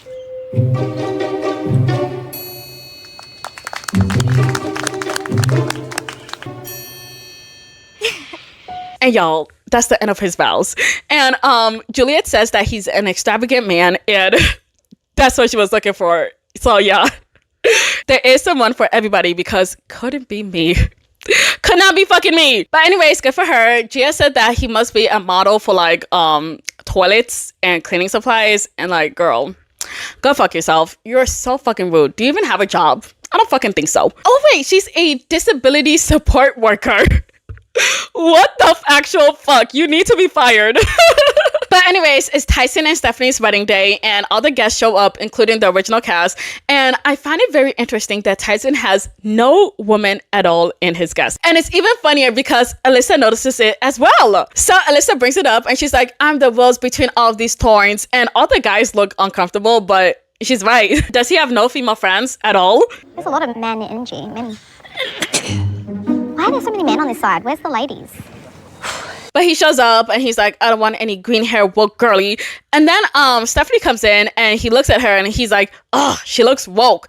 But like, what? No, she doesn't. If anything, she looks like Erica Kirk. Like, what are you talking about? Exactly what about her gives off woke vibes? She's a white blonde woman in her 30s. No shade to all my white blonde women that are viewing this, but the majority of them are usually Republicans, not woke women. But then he finds out that she's 2 years older than him, and he's like, oh, I kind of wanted somebody in their mid-20s because it seems like she has more experience than me, but yeah, I'm not really feeling this. I'm just like, oh, okay. Kind of sounded like he wanted somebody with less experience to take advantage of them, and I really don't like that, but that's just me. Just saying, you don't have to agree with me, but that's just me. But now it's time for the vows, and he's like, if the person standing in front of me has woke ideologies, then it's gonna be a problem. And everybody's like, eesh, what the fuck? But Stephanie's like, thank God. And I'm just like, yeah, you guys are perfect for each other. My goodness. But she loved his vows and said that they have the same values. And she starts reading off her vows and says that she's a real estate agent, and he doesn't like that at all. Then we see his dad in the crowd and he's like, oh, he doesn't like that. He doesn't want his wife to work. And he's talking to the person sitting next to him, and the person's like, well, she's a real estate agent, so same thing. I'm like, what do you mean same thing? What the fuck does that mean? What the fuck does that mean? What's that supposed to mean? Like, what? But she said that it's really hard to change her mind when she's made a decision. But if he wants to, then he better be a gentle persuader. And he just kind of shakes his head like, nah, not me. And I'm just like, oh. I like, you guys, I didn't like this man before because of the vibes he gave off, but now I really don't like him. Oof. She's a very driven individual. I take the lead when things need organising. She did give across masculine energy, and I don't need any more masculine energy. I've often wondered who my dream man might be. For me, he's ambitious, but also someone who finds joy in standing beside a woman. She needs to bring femininity. The masculine energy is already up here. I don't need any more. But she mentioned that she's never been in an adult relationship, and you would think that he would like that, but he's like, what? You're 32 and you've never been in an adult relationship? That's fucking crazy. But like, not really. But now she's done with her vows. He doesn't look happy at all. Beautiful. Love it. Brilliant. Thank you very much. Divorce, babe, divorce. But he said that she's beautiful, but she's single for a reason. But like, what reason? I don't see any problems that girl has. And poor Stephanie is head over heels for this fucking douche. And then we go back to him, and he's over here sighing, saying that he wanted a submissive woman. Like, if you wanted a submissive woman, you should have told the experts, I want a submissive woman that has no job, that has no kids, that will do everything that I want and please.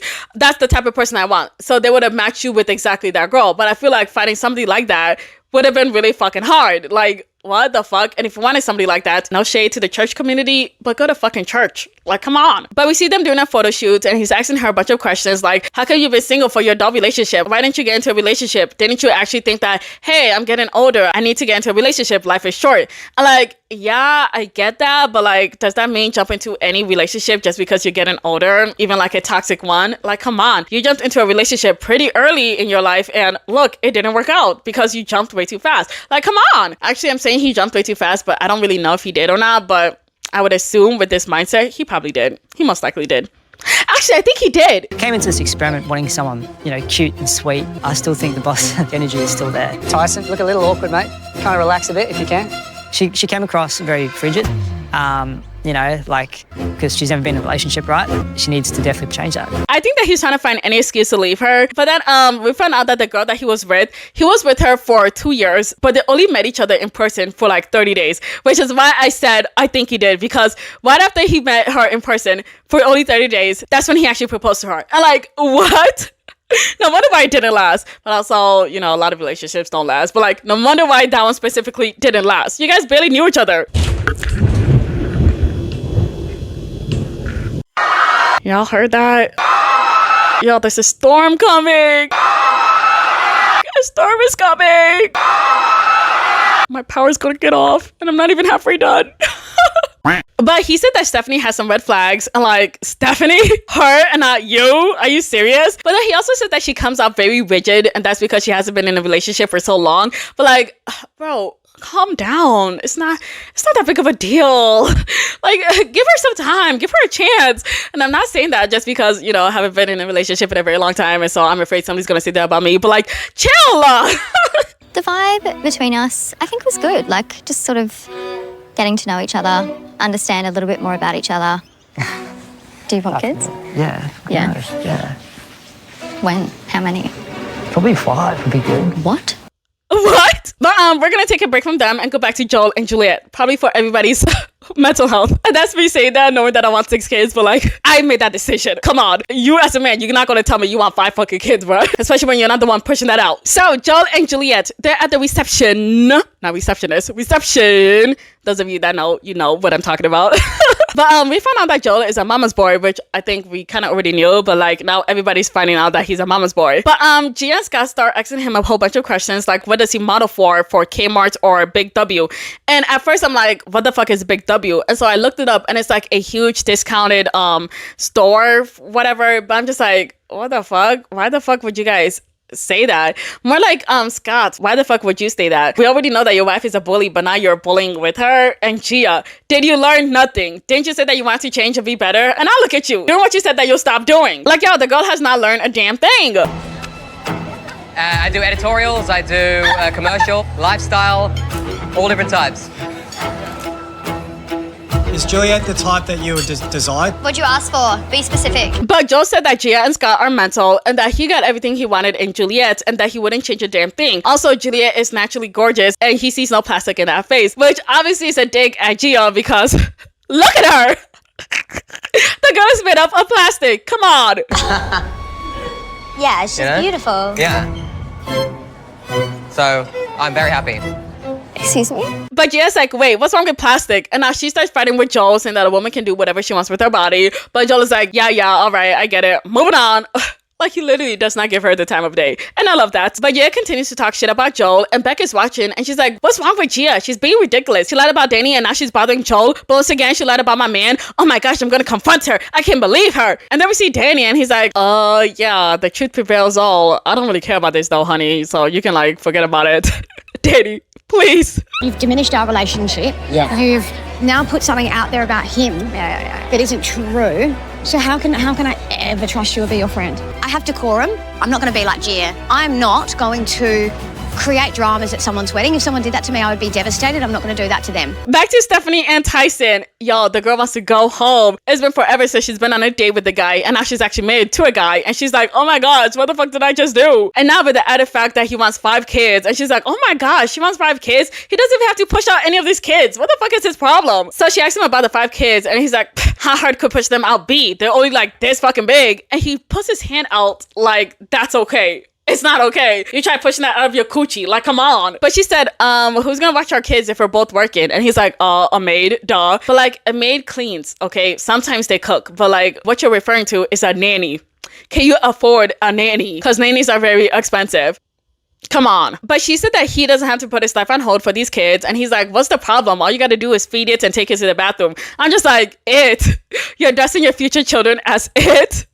Really? And then you guys, the loser sitting next to him is like, you're going to be a good dad. No, you're going to be a great dad. Like, what are we even talking about here? He didn't mention anything about him taking actual role in his kid's life. He said either you're going to take care of the kids or the maid is going to take care of the kids. Nothing about him actually stepping up and being a father and taking care of his kids. Like, what do you mean you're going to be a great dad? Shut the fuck up. But then he said that he thinks it's going to be easy. Do you want to be house husband?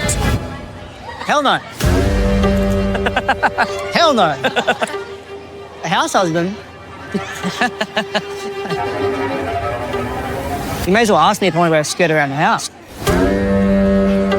Y'all, I know that she's regretting a lot. But Tyson says that she has a lot of masculine energy and he doesn't like that. And so he decides to take her out for a one-on-one so they can actually talk about this. But he tells her, I ain't ever gonna be a stay-at-home husband. Like, ever. Ever. Ever. Ever. That'd never happen, ever. Yeah. Ever. Ever, ever, ever, ever. That's never gonna happen. Ever. Ever. Ever. Ever. Ever. Ever. Ever. And then you said, well, you may as well put on a skirt. Well, I'm just saying that would be your next question, because that's what it'd feel like. But like, who the fuck said that you had to be a stay-at-home husband? If anything, you're trying to make her be a stay-at-home wife. So why is it not okay for her to want you to be a stay-at-home husband, but it's okay for you to tell her to be a stay-at-home wife? Like, come on. But he said that being a stay-at-home dad is a feminine role, and he ain't like that. And that he knows that she's driven, but he doesn't want her to bring masculine energy into the relationship. This man ain't shit, y'all. But she said that she's central in wokeism and MAGA and feminist, but she isn't an ultra feminist. And what is an ultra feminist? Because I'm a feminist, but like, what is an ultra feminist? I don't know. But she says that she believes in equality, but like, if that's the case, this man is not it, okay? He sees you as less than, below you. You ain't gonna get equality in this relationship, I promise you that. But she asked him if he's expecting his wife to take a backseat in her career for him, and he says yes. And she's like, what? And I'm like, what do you mean what? Do you not know this man? Oh, she actually doesn't know this man. Never mind. They just met, duh. But also, I found it kind of strange because if he wants her to take like a backseat in her career, if you guys were to stop one career for like the better of the family, shouldn't it be the person that makes less money, right? Because I feel like real estate agents, they make a lot. And military people, do they make a lot? I'm not sure.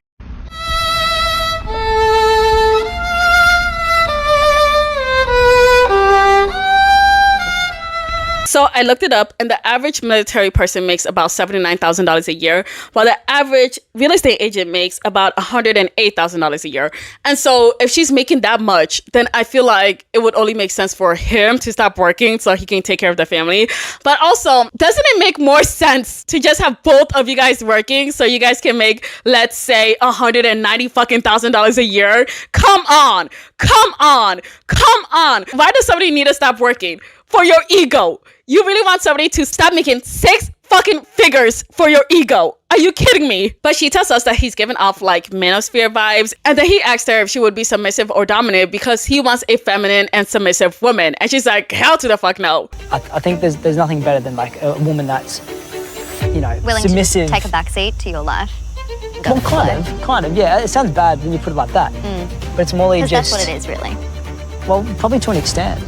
Yeah, it's definitely freaking me out. She said that she doesn't believe him, and he said that her masculine energy makes him a bit unattractive to her. I feel like it's a lot, but to spare her feelings, he's like, it's a bit. It's a lot. But to you, it's a bit. And she's like, okay. But like, you can clearly tell that the more she talks to him, the more she realizes that, this might not work. Which makes sense. But now back to Juliet and Joel. So, it's time for them to give their wedding speeches. And oh my gosh, Take me away. Y'all, this one happens to be worse than his actual vows. My goodness. One thing about me is that I have an insatiable appetite, not just for food, but for life, for love, and of course, for my life, yes. If you haven't already picked up on it, I'm quite an eccentric, weird, wacky, crazy, over-the-top kind of dude. Which means I'm smart enough to forewarn you about my quirks and odd behaviors you're about to experience. I hope you're excited to move in with me because I'm a real catch. Think more along the lines of anchovy than bluefin tuna. Sorry, we're gonna finish this by reading it because it's crazy. So he calls his old self smelly and undesirable, and then he laughs at himself for that. And then he said that she scored herself a hygiene-obsessed OCD needs freak, and if she doesn't place the TV remote in a perfect alignment, he will notice it. If she doesn't hang the hand towels with the labels facing outwards, perfectly level, horizontal, and centered, he will notice it. And then he talks about his horrible hay fever, and if he isn't sneezing, he is snorting. And then he says something so freaking nasty, so bad that I will actually show you guys this clip. And when I'm not sneezing, I'm snorting. Where every 3 seconds I have an urge to clear sewage from my throat.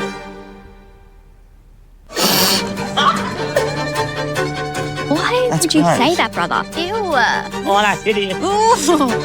So he continues to say some more crazy shit, but you know, that's the worst of it. I sleep like a silent angel. Unless I can't sleep, be the perfect moment for you to sing me a lullaby at 2 a.m. Through highs and lows, my loyalty will remain as strong as my BO after a Barry's class. And Juliet is just like concerned because she's thinking that maybe this man isn't the right man for him because he's just playing while she, on the other hand, came here for love. But now it's his mother's turn, and oh my gosh, she talks about how he was a baby and how he would be such a picky eater. He only wanted to drink his bottle on his own time and nothing else. And if he refuses to eat, he'll just starve. And it's the opposite today because now he's a gluttonous pig. Y'all, I was like, oh my gosh, that is so insane to say, especially as a mother. And you turn into a gluttonous pig.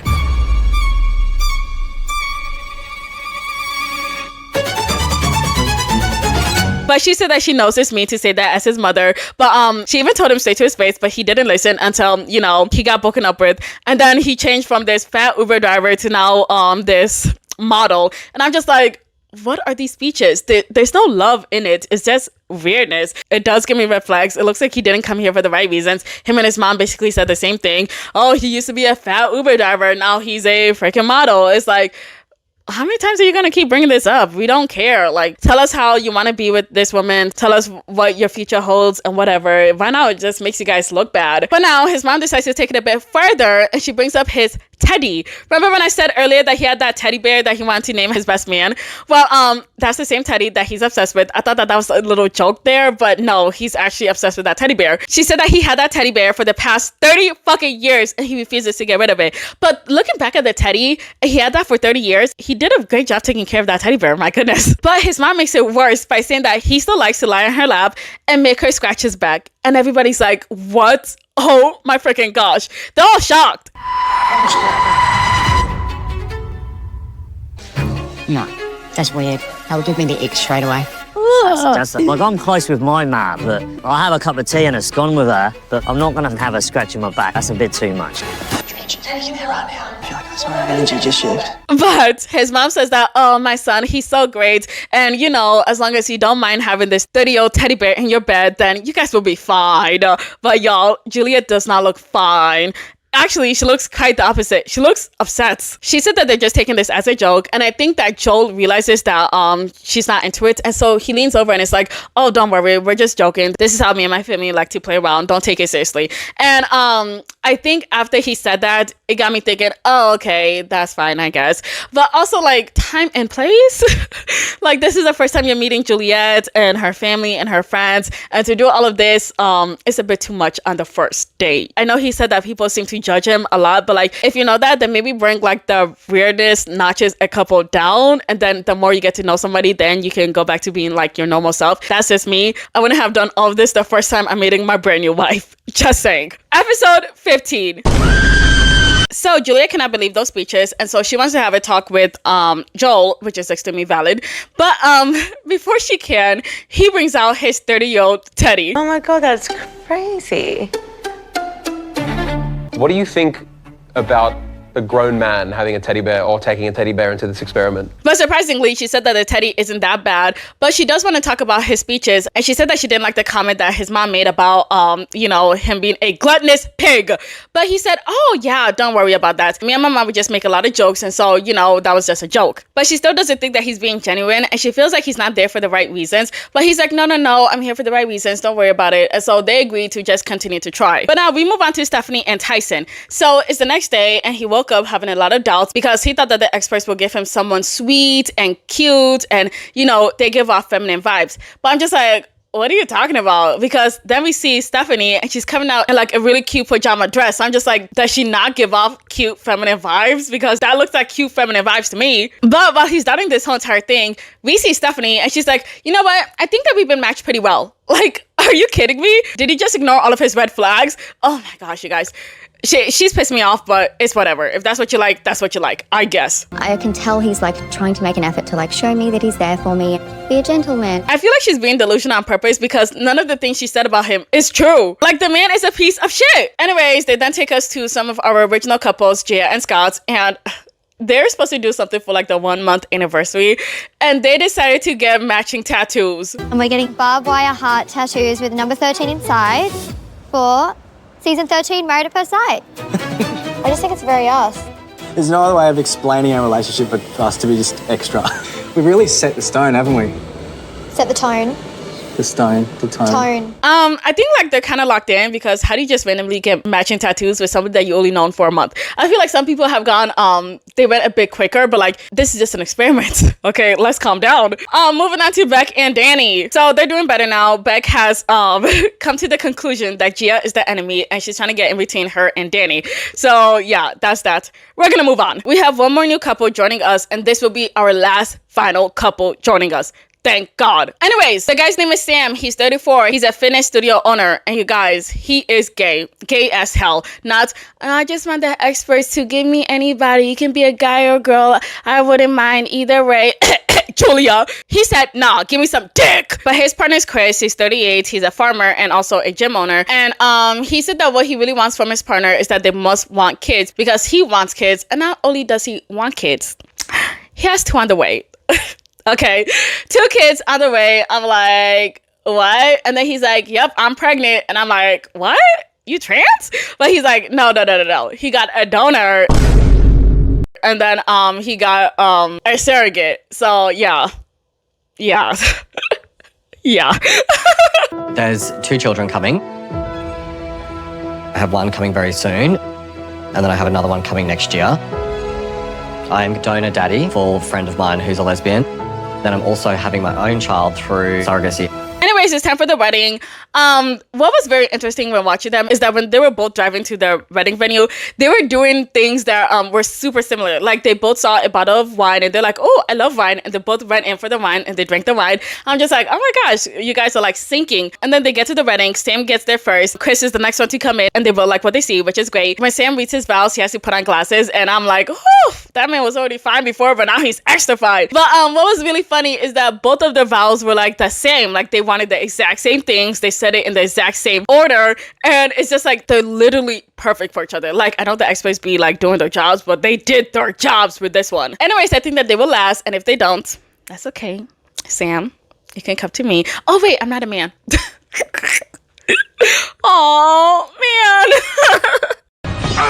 It's not fair! Anyways, we see Juliet and Joel and they're having a great time on their honeymoon and they're at the Gold Coast and I'm like, oh shit, y'all might actually bump into Brooke. Tell her to bring her ass back here.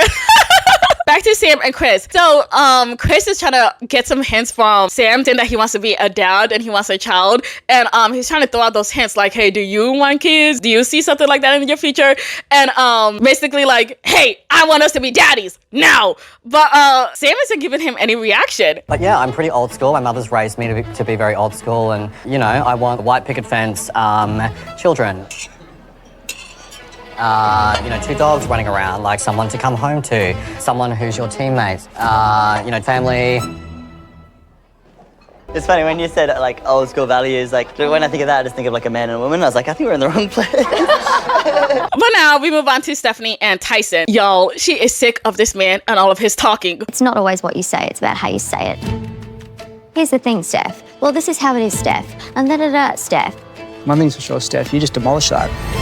So she realized that he thinks very highly of himself and he thinks that he's better than everybody else. And then they're sitting and they're having a conversation, right? I think they're at dinner. And randomly, unprovoked, by the way, he's like, I just be looking at some people and I'm just thinking, wow, you actually got a partner? Somebody like you? Look at you. Somebody like you actually found somebody? Oh, I guess there is somebody for everybody.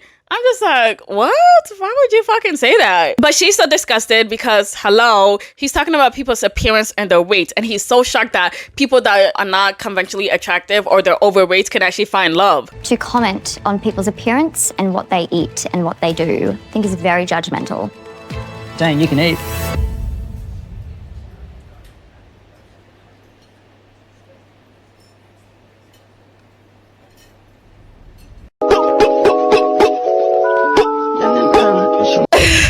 Yo, this man ain't shit. I never thought I would say this, but bring Chris back. My goodness. But then they get an expert box, you know, those boxes that they have to answer questions from. It basically asks them to share their dating history. And he said that he was dating this one girl that had a body count of 78 bodies. And I'm not gonna lie, damn. But he escorted her outside his door. Said, get the fuck out. What a fucking asshole. But what was even worse is that he said, ugh, I didn't want to catch HIV. Like, what? Oh my gosh. One, not gonna lie, 78 is a lot, okay? I feel like that is a lot. If my man has 78 bodies, I would dump him. If my man had 2 bodies, I would dump him, okay? How dare you not wait for me, your future wife? That is extremely rude. You're gone. And I mean that too. No, I don't. But I wish. But back to the main thing. Him saying that he didn't want to catch HIV, that is insane to say. I'm pretty sure she was having sex protected. But he said that it's different for men to have higher body counts than women. And it's because women should know how to control their urges because men have a higher testosterone. And so they need all of that so they can hunt and mate. But like, what the fuck are you talking about? When the fuck are you hunting? You work a normal 9 to 5, I think. You act like every morning you wake up thinking, oh, what is my next meal gonna be? I have no idea. Should I hunt a zebra or gazelle? I have no idea. Like, come on. You live in a nice, comfortable house with AC. All the food you need is in your fridge. You don't go hunting. You go to the grocery store. You drive to the grocery store. You don't even walk. You drive there. And then you go to the meat section. And then you pick out your meat that has a whole bunch of preservatives in there. And then you get back home. You cook it on the stove. And then you eat it. What about any of that is you hunting? Come on. Your testosterones have not worked a day in their life. Please. Tyson, what is your ideal body count for a female? I think my ideal body count for a female would be 0, really. You know, I'm not asking for a virgin because I don't, you know, that's nearly impossible, right? I just feel like, as well, if a woman has a high body count, chances are she's got daddy issues too. But the next question asks for the body counts, and the man that said that people that have high body counts are considered dirty has 20 to 30 bodies, might be higher because he doesn't know. Are you kidding me? And then when she said that her body count is 20, he looks disgusted. Are you kidding me? Like, y'all, make it make sense. Then he has the audacity to tell her that she's prioritizing lust over love. Nigga, how about you? You were prioritizing lust too because you couldn't even remember how many people that you banged. Like, are we being serious right now? Are you making judgments of me based on that number? A little bit of a problem. I think the problem is that you've never been in a relationship before, yet you've slept with 20 guys. That's the problem. The problem to me is, like, you enjoy lust over actually finding that soulmate. But I've never found that soulmate. Yeah, I know. And a lot of it was like in my early 20s. I mean, we all went and partied then. I think this man has such a punchable face and I just can't stand him. And I mean that. Honestly. Also, by the way, I find it very strange that he was questioning her about, oh my gosh, how could you never be in an adult relationship? How could you not have experience? But then when he finds out that, you know, she has bodies, all of a sudden he's like, oh my gosh, you dirty wench, get the fuck away from me. Like, does that make any sense to you? Also, if she was in those relationships, let's say that she was actually in 20 fucking relationships, okay? I mean, damn. Let's say she was in a relationship for 3 months at a time, for the past 11 years, and that's how she got all those bodies. Don't do the math, I'm not sure on that. But let's say she did that. Then what? Okay, she did prioritize love over lust. She banged her boyfriends. Then what? Is she still considered dirty? But she was in all those relationships, for real, for real. whatever. Anyways, back to Chris and Sam. So they're having a conversation because Sam is a bit weirded out because Chris is older than him, which I'm thinking like, why are you guys having this conversation? But apparently it's because he never dated anybody older than him. He only dated people younger than him, and so that's what's throwing him off. It really shouldn't, but whatever. Also, what he's scared about is that because Chris is older, there's more things that he wants to do because, you know, he's getting older, and those things that he wants to do, he's not ready to do them yet because he's younger than him. Keep in mind, they only have like a 4-year age gap, okay? You would think that I'm talking about people that have a 20-year age gap. It's only a 4. What are we talking about? But one of Sam's worries is that because Chris is getting older, he's gonna want kids like really soon, but he's not ready for those kids yet. And Chris is like, oh, when do you think you're gonna be ready? He's like, oh, I don't know. I don't even think I'm ready next year for kids. Oh no. Well, you're about to have 2 in a year, so get ready. Anyways, moving on to Juliet and Grayson, the boring couple that keeps giving us plot twists. So Juliet sits Grayson down because she has a letter to read him, and basically in that letter she tells him that she doesn't feel any passion for him. And Grayson's face, oh my gosh, he looks so shocked, especially because, you know, just recently they just shared a kiss together, and they just went to the commitment ceremony where they were talking about how, oh my gosh, we're finally progressing, we're finally doing things. And then all of a sudden she said, yeah, I don't feel any chemistry between me and you, so yeah. What is this? I need to choose myself. I must listen to my intuition. I just feel really confused, to be honest. Thanks for being open. I just really am hurt. I'm sad. I came here to fall in love with someone. Y'all, I said it in my last video and I'll say it in this one. Julia wanted a woman. That woman wanted a woman. I feel like she should have just said, hey, please give me a woman. Please. And if she did, she would have saved everybody a lot of time. But you know, that's just me. That's just my opinion. That's what I think. Do not jump me, please. But Grayson wants to know what the problem is, as if she didn't just read a whole letter about all the problems, but okay. But he's like, did you actually put your heart and soul into this? And she's like, yeah, I did, but I just don't have any feelings for you. But I don't know why he's trying to convince her. The girl doesn't like you. And I know that sucks, but it is what it is. She doesn't like you. Move on, be free. But he starts telling her that he put in so much effort and she did nothing. And yes, Grayson, that's because she didn't like you. I don't know why he's trying so hard. If somebody is showing you that they don't like you, you don't need to convince them to like you. It's just like, okay, thanks for wasting my time. Goodbye. Right? Right. Why would I sit there and be like, I put in all this effort, you did nothing. Let's try with you put in effort. Like, you're kind of like forcing that person to like you now. But he does tell her, hey, you did waste my time. It is. Just take some responsibility. You've been here, but you haven't been. I disagree. For me, it hasn't progressed, and I don't want to waste your time. You're wasting my time. I reckon you've probably wasted my time since the honeymoon, because you've tippy-toed around this whole thing. I'm so disappointed. But I also find it weird that Julia did all of this when she could have just told him from the jump at the commitment ceremony that she wasn't feeling anything towards him, instead of, you know, having that man giggling and shit, thinking that you guys were progressing where you guys weren't. I don't know. I feel like that was kind of mean on her part, but whatever. Anyways, moving on to Juliet and Joel. They're doing good, like really good. He said that he really likes her toes. That's a lie. He loves her toes. So I guess he's a toes person, a feet person. I don't know. Moving on to Stephanie and Tyson. They're not doing well at all. But she asked him, hey, what is your problem? And he said, it's you. Point blank, period. He was very blunt about it. My goodness. But he tells her that she's just way too dominant for him. And she's like, you're a walking contradiction. You said in your vows that you want somebody that's driven, but yet you want a stay-at-home wife. I don't think you actually know exactly what you want. And he's like, yes, I do. I want a submissive woman. Like, damn, did you actually tell them that you wanted a submissive woman? Like, come on. And then he tells her that he's off to the gym and she can just stay there. What an asshole. Y'all, I feel like he just doesn't give a fuck. And I don't like that. You're wasting everybody's time. That poor girl. Come on. She's a very driven girl. And look, that's great. And I do want a driven girl. But I don't know. She brings like this dominance thing to the relationship. And I want to be the one essentially calling the shots. If she's going to bring that as well, we're definitely going to clash. Don't get me wrong, Steph. Like, I think it's great that you're a businesswoman and all. But you just come across in the relationship very masculine. So she said that she thinks that he might just be feeling emasculated, and he's like, nuh-uh, I don't feel that. But she said, I think you do, and it sounds like a you problem. And he's like, no, I think it sounds like a you problem. Cause hello, you're gonna be missing out on all of this. And then the douche leaves. So Stephanie hates the guy, but Stephanie, maybe instead of looking for an extreme conservative, look for somebody that's more central like you, because he said, I'm a central person. People like Tyson, they're not central. They're not. They're extremely one way, and it's very hard to get them even close to the middle, okay? He knows what he wants. And you're just wasting your time. But now it's a couple of hours later and Tyson comes back, and surprisingly, he apologizes. Who would have thought? Definitely not me. I wouldn't have forgiven him though.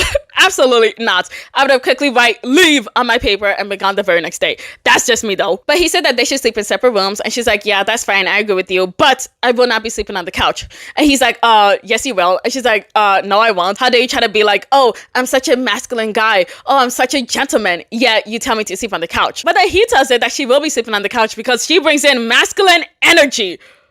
This guy and masculine energy, I don't know how many times I'm gonna hear it. It's a lot of times. It won't end here, you guys. Just letting you guys know. It will not end here. But she said that it's not a masculine energy to call somebody out on their bullshit, and I wholeheartedly agree, because duh, what the fuck? And keep in mind, he was the one that told them that they have to sleep in separate rooms. So if you're the one to bring it up, then I feel like you're the one that should sleep on the couch. Come on. But he tells her that he won't be bringing up the masculine energy if she stops bringing up masculine energy. And she's like, bitch, you're the one that keeps bringing up masculine energy. Nobody's been talking about masculine energy until you shut up. I think she tries to talk to me like she's figured me out and she knows me when clearly she doesn't. Like, are you looking for someone who's going to like bow down at your feet and like treat you like a king? I clearly don't want a slave for a wife. If anything, you know, my wife can work, like that's great. All I want is just a submissive wife. I feel like Tyson doesn't know how easy it is to figure him out, because there are so many guys out there, millions of them actually, that have the same exact weird ass mindset. Like, it's not that hard to know exactly what type of person you are. I figured it out during your intro. If anything, you just gotten worse. That's it. But they continue to argue, with her saying that he just wants somebody to bow down to him and always agree with him and never challenge him, and him saying, you're masculine, you're masculine, you're masculine. This is why you're single, because you're a masculine bitch. I'm just like, damn, this man does not know how to argue. Anyways, they argue so bad that they don't even end up staying in different rooms. They stay in different buildings. The man packs his bags and he's out the door. My goodness. Episode 16. It's dinner party night. I love it. Tyson said that he's ready for anybody that's gonna challenge him, and one of those people is gonna be Rachel, because she was at his wedding and she heard the word woke and how he doesn't like woke people, and so she wants to question him about, you know, that whole ideology. But she's like, oh my gosh, I just want to know exactly what he means by woke people. Girl, you know exactly what he means by woke people. Come on. But then we see Julia, and she's gonna be going in by herself now with Grayson. But then she gets extra wordy again, and you know what I mean. If you watch the original video, you know exactly how Julia can talk. He's wanted very black and white answers, very binary answers when it comes to feelings, and I'm much more nuanced. I kind of live in the shades and the hues of life. There's just an inner knowing that this isn't the right connection for me. Essentially, I wanted to sort of create a space to consciously uncouple. What the fuck is you talking about? What the fuck? Honestly, after all of that, all she had to say is, we're not on the same page and I don't want him. That's it. Then we see Grayson, and he said that he thinks that she wanted a woman. And yes, that's what I've been saying. The girl wants a woman. She wants some coochie. That's it. And that's okay. But say that instead of, you know, wasting people's time. The girl probably told the experts, I want something nuanced, where me and the other person can create two spaces and make it into one space where we can find our compatibility and transverse in this world to make our connection, amplify the spirits that we have for each other, and bring our souls into one and make one space out of two. Yes. Also, it'd be really good if those two people were women, if they had a vagina and titties, just saying. Moving on to Mel and Luke. So Mel says that she only sees Luke as a friend. That's it. And I'm like, yeesh, okay. Moving on to Gia. So Gia says that she wants to apologize to Alyssa again for, you know, her shitty behavior. But she thinks that she acted that way because Beck was feeding her all this information about Alyssa, saying that she's like this terrible person and this and that and that and this. And she thinks that Beck was purposely planting those seeds to make her stop being friends with people that she doesn't know. But like, keywords, you don't know those people. You don't know Alyssa. Alyssa has never been mean to you, so you don't have to be besties, but you can be cordial. Why are you bullying this girl that you don't know? You never experienced anything bad with her, so why are you bullying her? And once again, you got bullied when you were younger, so it makes no freaking sense why you'll bully somebody else. Like, come on. But anyways, she said that Beck is delusional for still having her husband's back, and she's just being played. So yeah, I shouldn't be trusting Beck. She has said all these things about Alyssa, which has made me not like Alyssa based on what Beck has told me. I've got all the receipts of what she said about Alyssa the whole time. And maybe I've just been an idiot and just been led the wrong way and realizing that now. So if the need was there, I would bring out the screenshots. But now we see Beck, and oh my gosh, I'm starting to have Beck fatigue. I'm so exhausted. of dealing with her, or basically seeing her clips. She starts ranting and ranting and ranting about how Gia lied on her husband, trying to make them break up. How dare she lie on my husband's name? She wanted all of this. She wanted our downfall. She ain't ever gonna let that happen. Fuck Gia. I can't stand that bitch. Oh my gosh, it just keeps going. I'm exhausted. Enough, Beck. Enough. Main thing that she kept saying is that Gia is a liar and she's just doing this for attention and she's sick of it. Anyway, it's time for the dinner party. So, Steven and Rachel are the first to show up. Then it's Beck and Danny.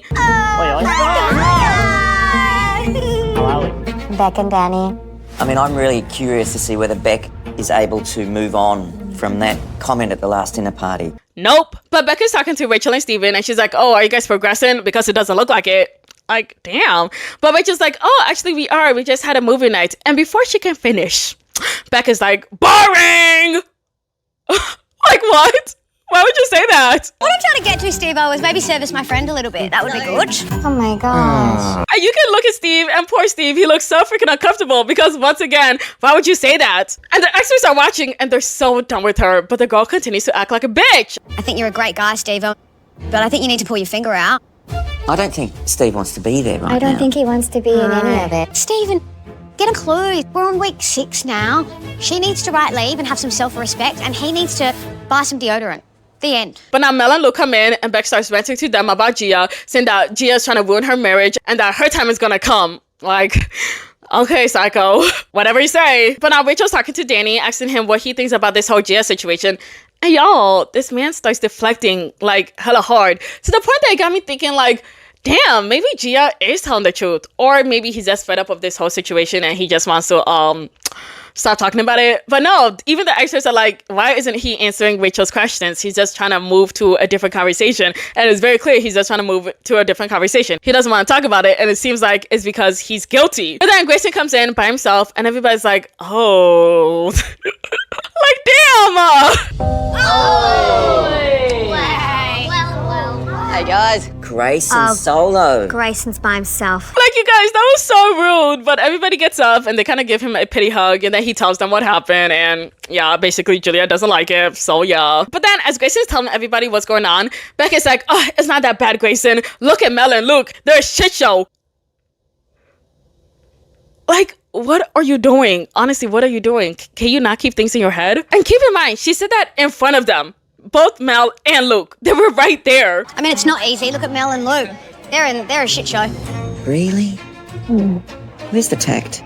Yeah, poor things. But they had a really good week, haven't they? We had a good week as friends. As friends, okay. It's very important to say that word.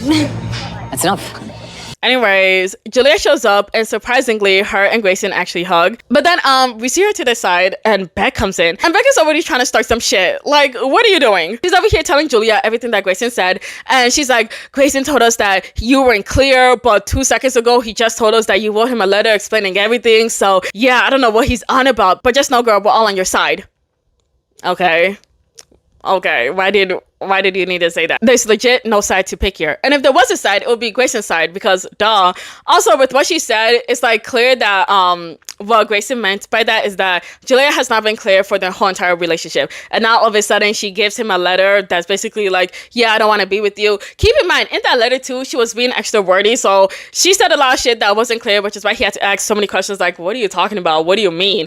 And when I was telling you guys about it, I basically condensed. It was like a Bible scripture, and I had to figure out what everything meant. And then I figured it out. I was like, oh, okay, so she's dumping him for real, in that letter, that shitty ass letter. Also, the producers told us exactly what was going on, so yeah.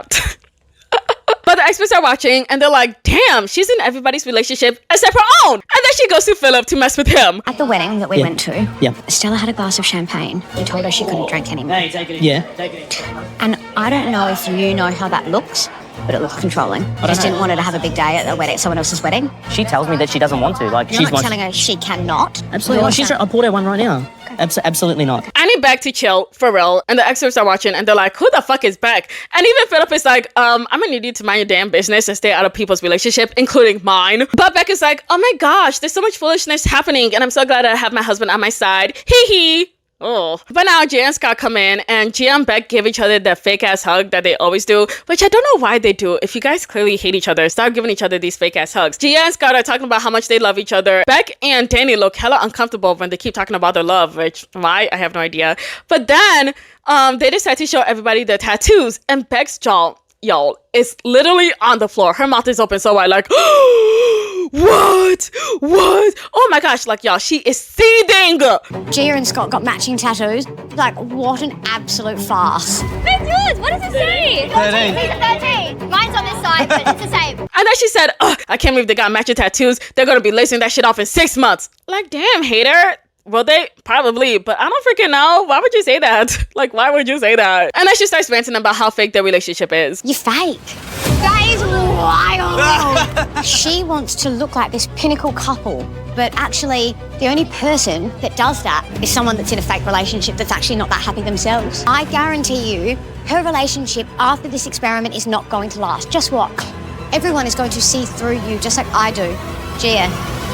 What the fuck? Becky's a weirdo, you guys. Honestly, she needs to go home, but also not really, because stay. You're giving us entertainment, so please stay until we're sick of you. And that's gonna be very, very, very soon. Anyways, the last of the original couple to show up is Alyssa and David. After they show up, the new couple, Sam and Chris, come in, and everybody's so excited. They're like, oh my gosh, look at those two gay men. They're here. Oh my gosh, this is amazing. And Gia goes and gives Sam a nice big hug. And you know what? Shit, I'd be excited too if I got to give Sam a nice big hug. Oh, sorry, Sam is so fine. If I had Sam and that one guy from Hidden Rivalries, not the one with the girlfriend, the other one.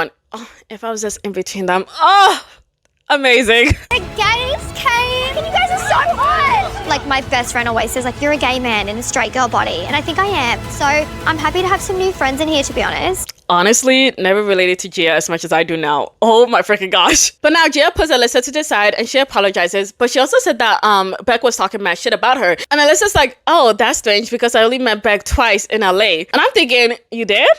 Really? That's interesting. That's a small world, because how do you meet her not once but twice, right? Because once it's like, oh, okay, but twice?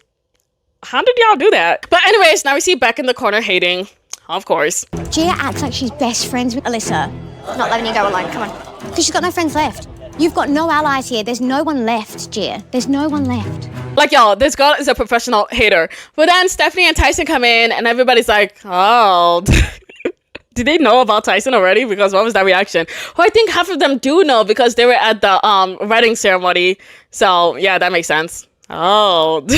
But Stephanie tells all the girls all the tea and they are shocked. And Rachel can't wait to talk to Tyson because, y'all, she hates that man. Bad. But now Juliet and Joe come in and Beck is like, oh, that man repulses me. I'm just like, damn, Beck. Even the experts are like, damn, Beck. Y'all, they're like, shut the fuck up. I think everybody is sick of her. But what's crazy is the fact that she hates Joel, because weren't you just saying like, oh my gosh, why does Gia keep bothering Joel? Why does she keep messing with Joel? And now all of a sudden you're repulsed by Joel? Like, what did he do?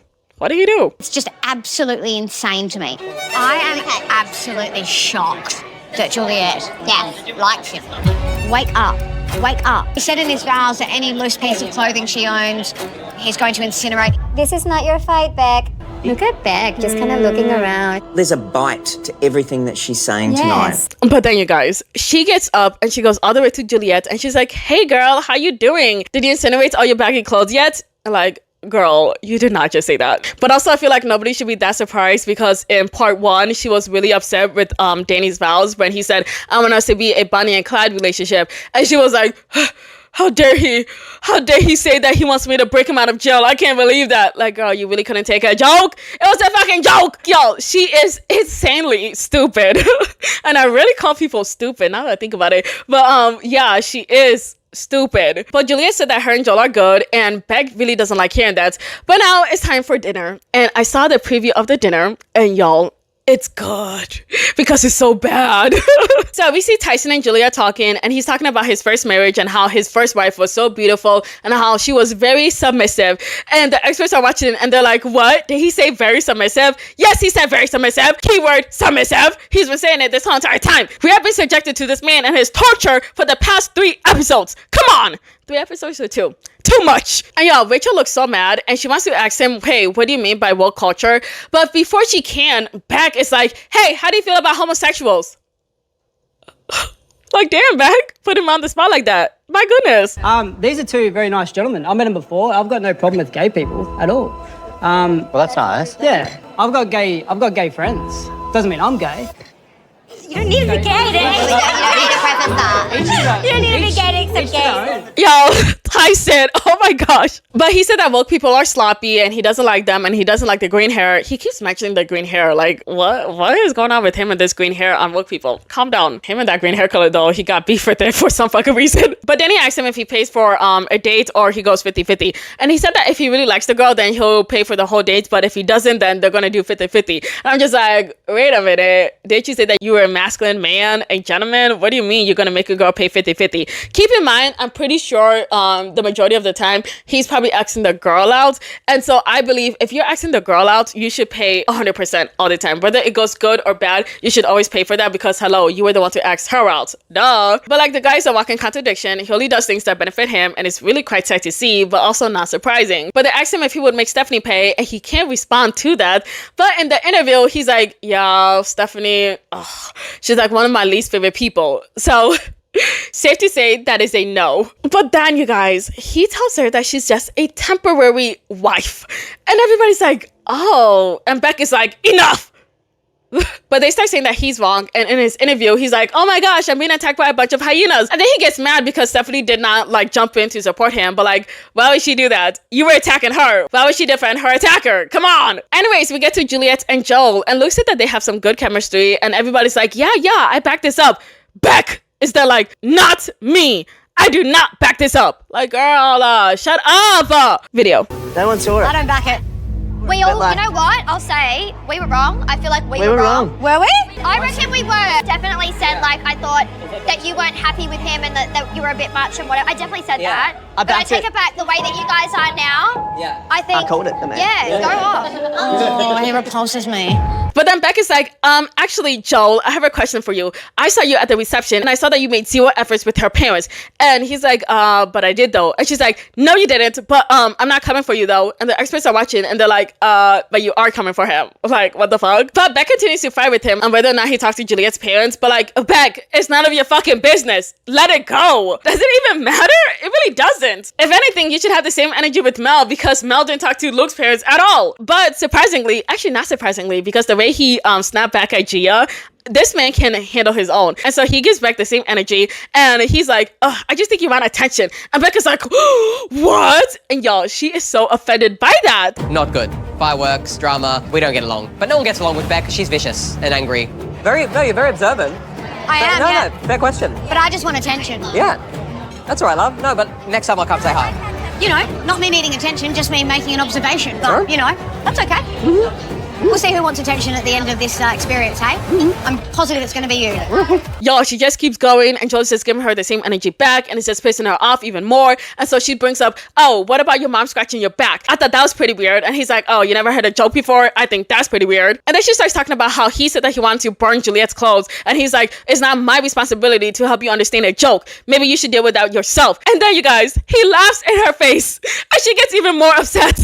And I love it. I really do. And all Beck can do is just give him that stank ass face that she loves to give people. But then somebody says that Gia and Scott are such a cute couple. And Beck overhears this and she's like, oh my gosh, how dare they lie? They're not a good couple. They're a fake couple. I can't stand this couple. And then y'all, the girl cannot help herself because all of a sudden she's like, everybody, pay attention to me. Tap, tap, tap. Because she's banging a freaking spoon on her glass. Pay attention to me. Gia. Didn't you say that Julia wished that she was matched with a woman? And Julia's like, wait, what? But shh, it's okay, Julia. We know. It's okay. Just accept it. But Julia's like, girl, I never said that. And now, poor Grayson, he's been thrown into the middle of all of this. Did not say that. Grayson's coming back. I never said that. I don't know. I don't know why Beck did this tonight. Does my bisexuality have you got a problem with that? Absolutely not. I've just been told that you've said someone that you want. And I'm saying that she's saying that it didn't happen. In our love, she has to give her 2 cents in everyone's relationship. Why don't you look at your own? You brought it up, Gray. No, I didn't. You brought it up. I brought it up. To be honest, I kind of want to know how Grayson even got thrown into this. But Julia said that Gia and Beck got issues, and all of a sudden, her and Grayson got thrown into the mix, and she has no idea how this happened. Honestly, I have no idea how this happened. Beck, how you did that needs to be studied, because what the actual fuck? But Gia, for some freaking reason, starts talking to Chris, telling him all the tea about Danny and Beck, and how Danny said that, you know, she's her type outside of Married at First Sight, that he would date her. And Beck overhears all of this, and y'all, she starts going off. She starts yelling at her and screaming at her, and it's like, don't look at me with those evil eyes. Hey, don't look at me with those evil eyes, Scott. Wait, Scott, are you wearing mirrors in your eyes? Shut up, newbie. What you've done is you've come around here. Hey, listen to me. Listen to me. So, Beck is clearly off her rockers. I think we can all see that. So she continues going off, saying that they're fake and that they're just trying to meddle in her relationship. And it gets to the point that I don't even know what she's saying anymore. To the point that I have to turn on the captions just to figure out what the fuck she's saying. Those tattoos, number 13 with the barbed wire love heart's gonna be a disaster on those ankles. Huh?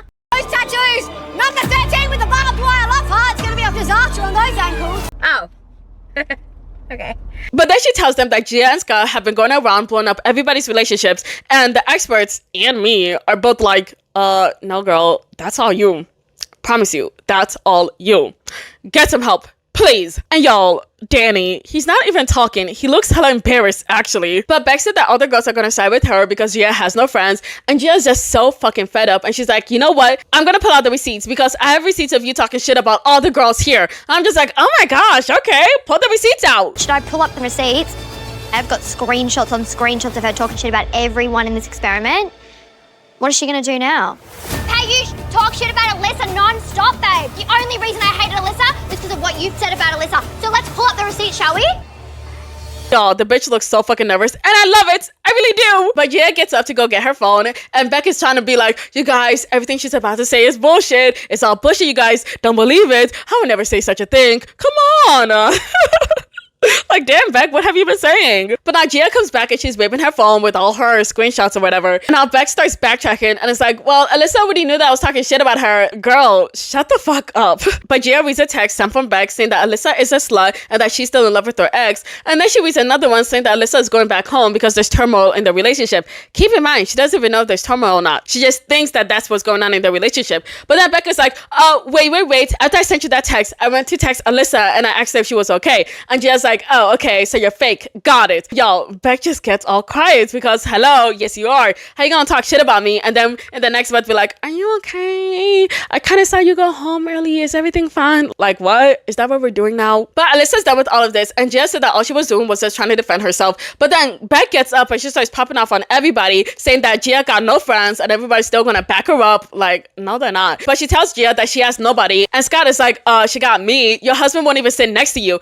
And then I look over and I'm like, oh my freaking gosh, her husband is not sitting next to her. And then Beck realizes this and she gets so freaking embarrassed. Where is your man? But Alyssa decides to leave because fuck all of this. And then she and David head out. She really was quite awful to everyone. You're sitting at the table being like, everyone's gonna stand behind you. Not after that. And Beck seems to be the instigator. Beck was definitely starting fires tonight, and what she was accusing Gia of doing, she was doing herself. You actually have proved yourself that you're a mean girl, and you're still carrying on and bitching about other people. But Danny said that he didn't come here for all of this drama, but Beck is still going off, but nobody's even paying attention to her. So it just sounds like, not even sounds like, looks like somebody talking to somebody, and there's nobody there. Like that lady on the subway that's just talking to nobody. That's what Beck looks like.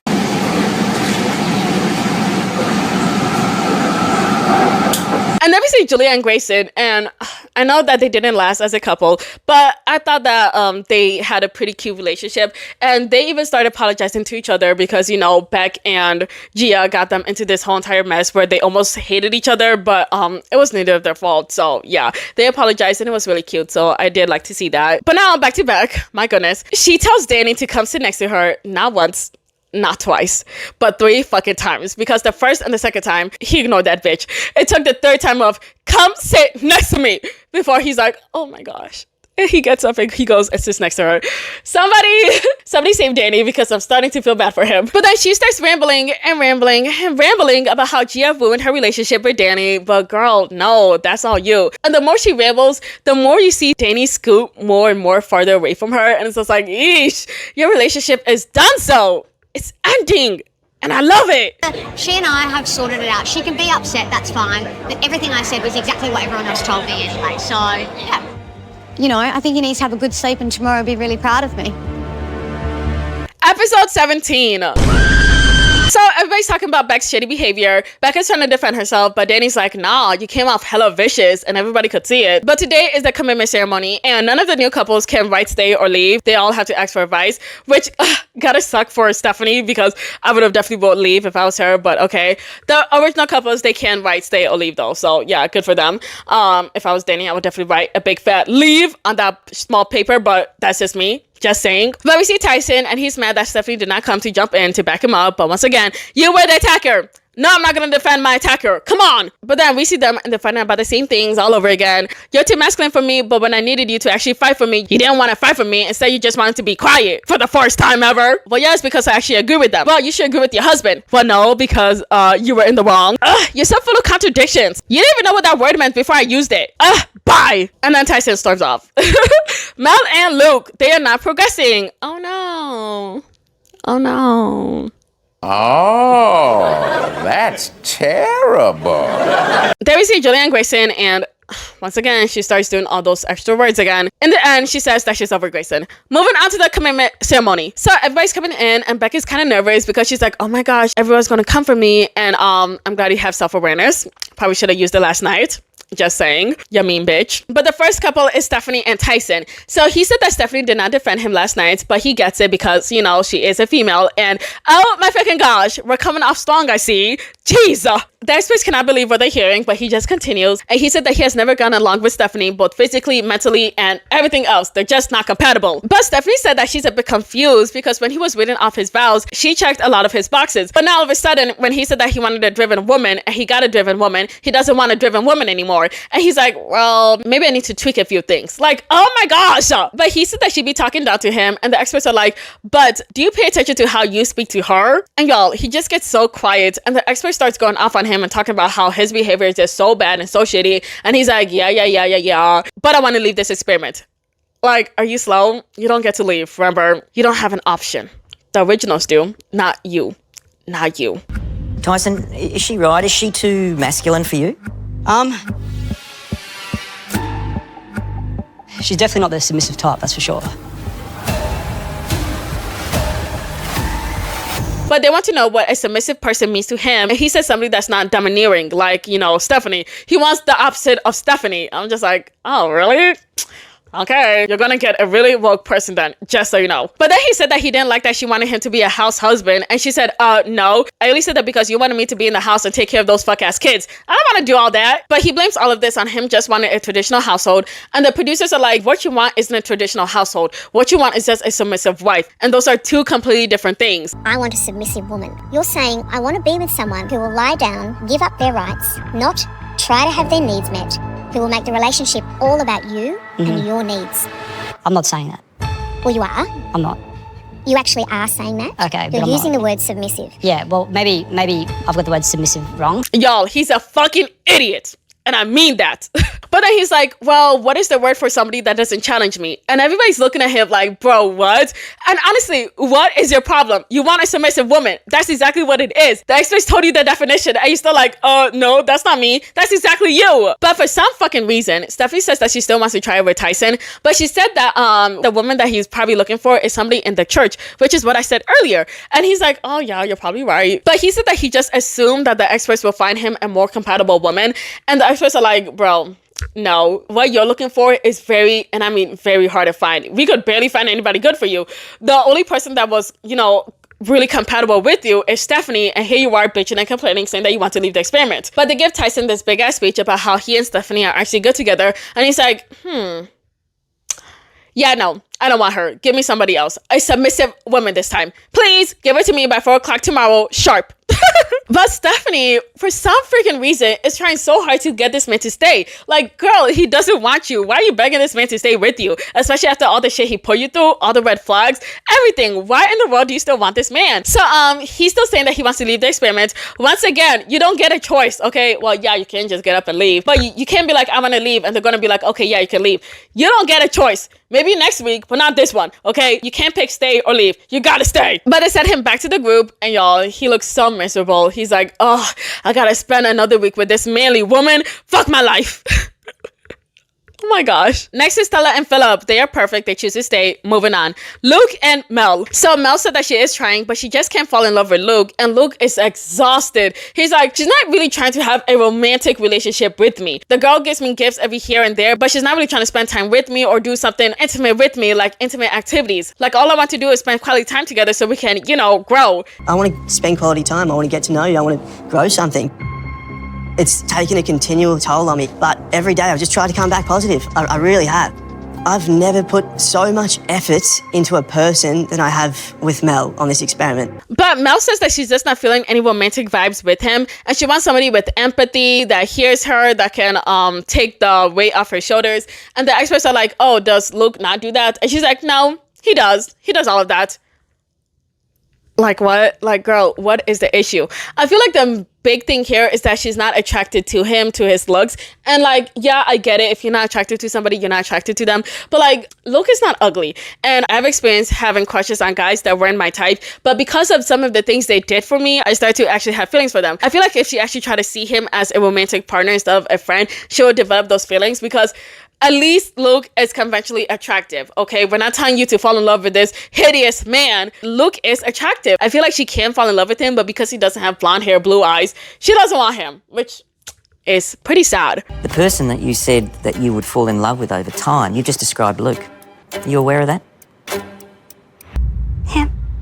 It's like on paper then, why don't I just have feelings for him, you know? Like I should. Well, I guess where I'd challenge you, Mel, is whether you've given him a go. Really, only you can answer that. So the experts just tell it to her straight that she never actually got over the wedding day. She didn't like how she came in late. She didn't like how he chewed gum. And because of that, she never gave him an actual chance. And so they could not have found her a better match than Luke. But, you know, she just wrote him off, and it is what it is. But they both had to choose whether they want to stay or leave. And they both said leave. And so, yeah, we're officially done with Mel and Luke. Oh, by the way, Luke's reason was that he just had enough of her. He didn't want to deal with Mel anymore. And Mel is just like, yeah, it wasn't working. Sorry, I don't like you back. Hee hee, bye. Next is Alyssa and David. The experts want to know exactly why people are coming after them. And she said that she has no idea. And yeah, I also have no idea. What the fuck did Alyssa do?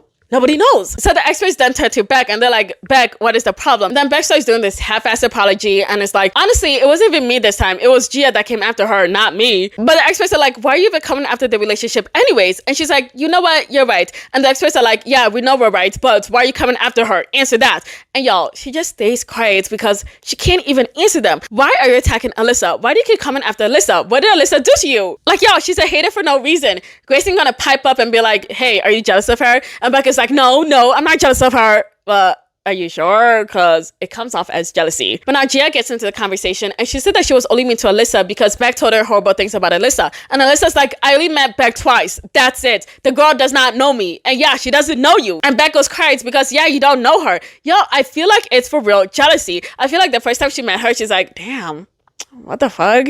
I feel like she's prettier than me, and she's probably doing better than me. Oh, I don't like this bitch. And then she met her the second time, and she's like, yeah, at first I thought I disliked you, but now I know I hate you. I fucking can't stand this bitch. And then ever since then, she just started hating on Alyssa. At the end of the day, you know, there's lies that come out of Gia's mouth, and that's my issue. But I never intended for you to have anything come towards you at that dinner party last night. If the phone wasn't gotten, it never would have happened. You would have just sat there and had a nice night. I think you broke the pieces because grown ladies like yourselves can't take accountability and stop it from happening, you know? But Alyssa and David decide to stay, no shocker there. Next is Julia and Grayson. So she tells them that she didn't feel the spark, and he's like, yeah, of course you didn't feel the spark. You weren't even all the way into our relationship. Duh. But Julia said that he doesn't tell her what he needs and that he doesn't invite her into her experiences. And Grayson is just so done with all her word salad. Keep in mind, every time I tell you what Julia is saying, I always have to decode what she's actually saying because she says a lot of bullshit. And it's just like, I always gotta focus extra hard in their segments because I'm trying to put these pieces together. What the fuck are you actually saying? I think Julia is all words. Her communication style is just blurting out. It's just listen to respond. Whenever I need to talk about something, I can't. Questions like, do you want to have a family? Do you want to have a family one day?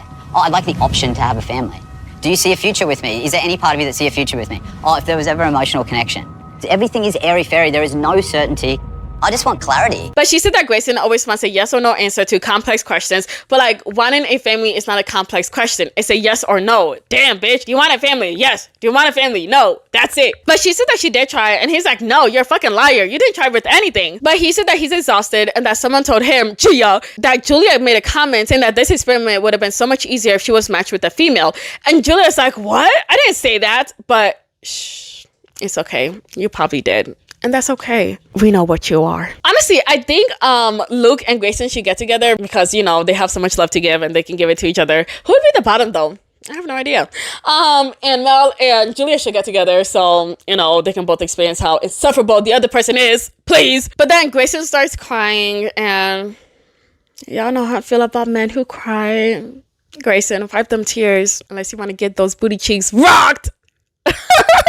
I'm just kidding. But they both decide to leave. Good for them. Next is Chris and Sam. They're doing well. Good for them. Moving on. Sorry, we only like toxic relationships here. Next is Rachel and Steven. They're also doing well. Move on. We don't have time for the happy, oh, we're doing great, oh, we're improving shit. I don't want to hear it. Let's move on. Gia and Scott are next. They're also perfect. Sit back down. Never mind. Come back up because we heard some shit that was going down. So the experts asked about those receipts, and she said that she only brought them up so she could defend herself. Like, I thought we weren't going to attack anyone's relationship anymore. I'm done with that. Like, I'm personally done with that. So you weren't up to it? I just showed the receipts because, like, part of me felt attacked, and I was hearing, you have no friends here, and, like, it just, like, brought me back to being in high school and being bullied, and it actually really hurt me. But imagine how you hurt me the week before. But yesterday, it wasn't actually her that brought it up. It was Brooke that brought it up. But then Beck is like, but you were the one to message Brooke about it. And like, yeah, so what? It's her experience if it did happen.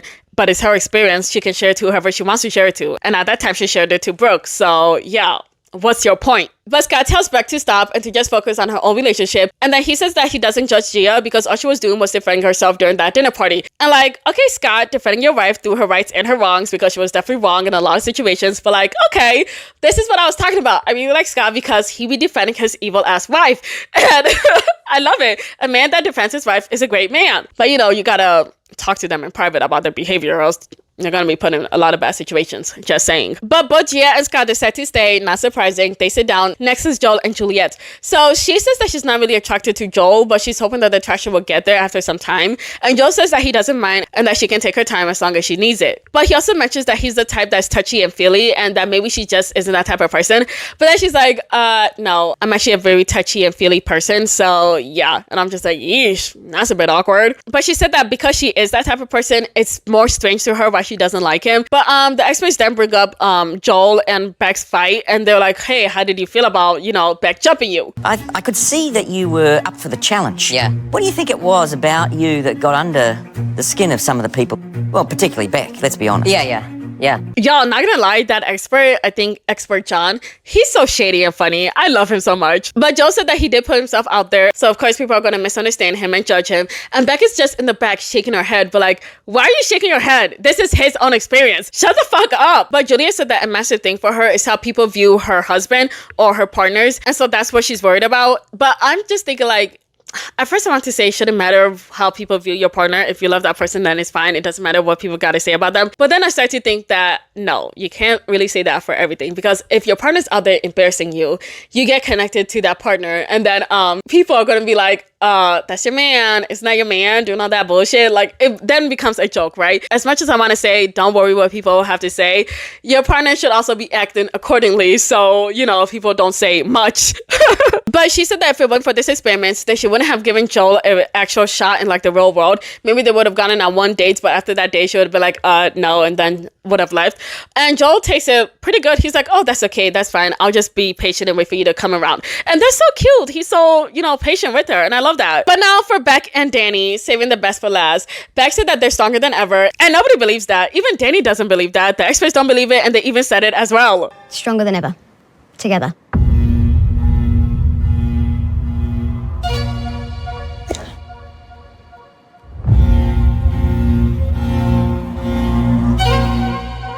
Y'all, not gonna lie, Beck scares me. Put that woman in a horror movie. I'm so serious. The scowls she makes, the look she be giving, her frowns, her facial expressions. My goodness, the woman is terrifying. Put her in a horror movie now. In a thriller, now. If she's ever chasing me, Lord have mercy, I would take my life right away. My goodness. Like, Danny still has not admitted to it, but I still feel like he probably wanted Gia. And even though he's kind of shady, really shady, I feel bad for him. I do. Because, damn. Damn. But he said that he isn't miserable, and the experts are like, nah, look how you're acting. You look miserable. And then they asked him how he felt about her behavior last night. Obviously, Beck's my wife in this experiment. I'll always back her. Like, I asked for a ride or die. I don't think you can ask for something that you're not. I think Beck just got passionate in the moment, or whatever you want to call it. But how did you feel? Seeing her behave that way, how did you feel? It's a tough question to answer. I'm scared of her. But Beck tells him to just be honest, and he said that he was quite embarrassed about her behavior. And there goes a frown. There goes that giant ass frown. But the experts asked her what did she hope to achieve by attacking every single couple there, and she said that she has no excuse. But the experts want to know if that's the real her and if she treats Danny like that behind closed doors, and she said no. And so the experts asked Danny, y'all, this man is hesitating like he's an abuse victim. He's like, should I respond to them? Should I respond to them, Beck? Should I say something? What do you want me to say? No? Okay, I'll say no. No. She doesn't treat me bad. Please help me. Is this you? No, I'm the opposite. I actually retreat. Don't you think? Yeah.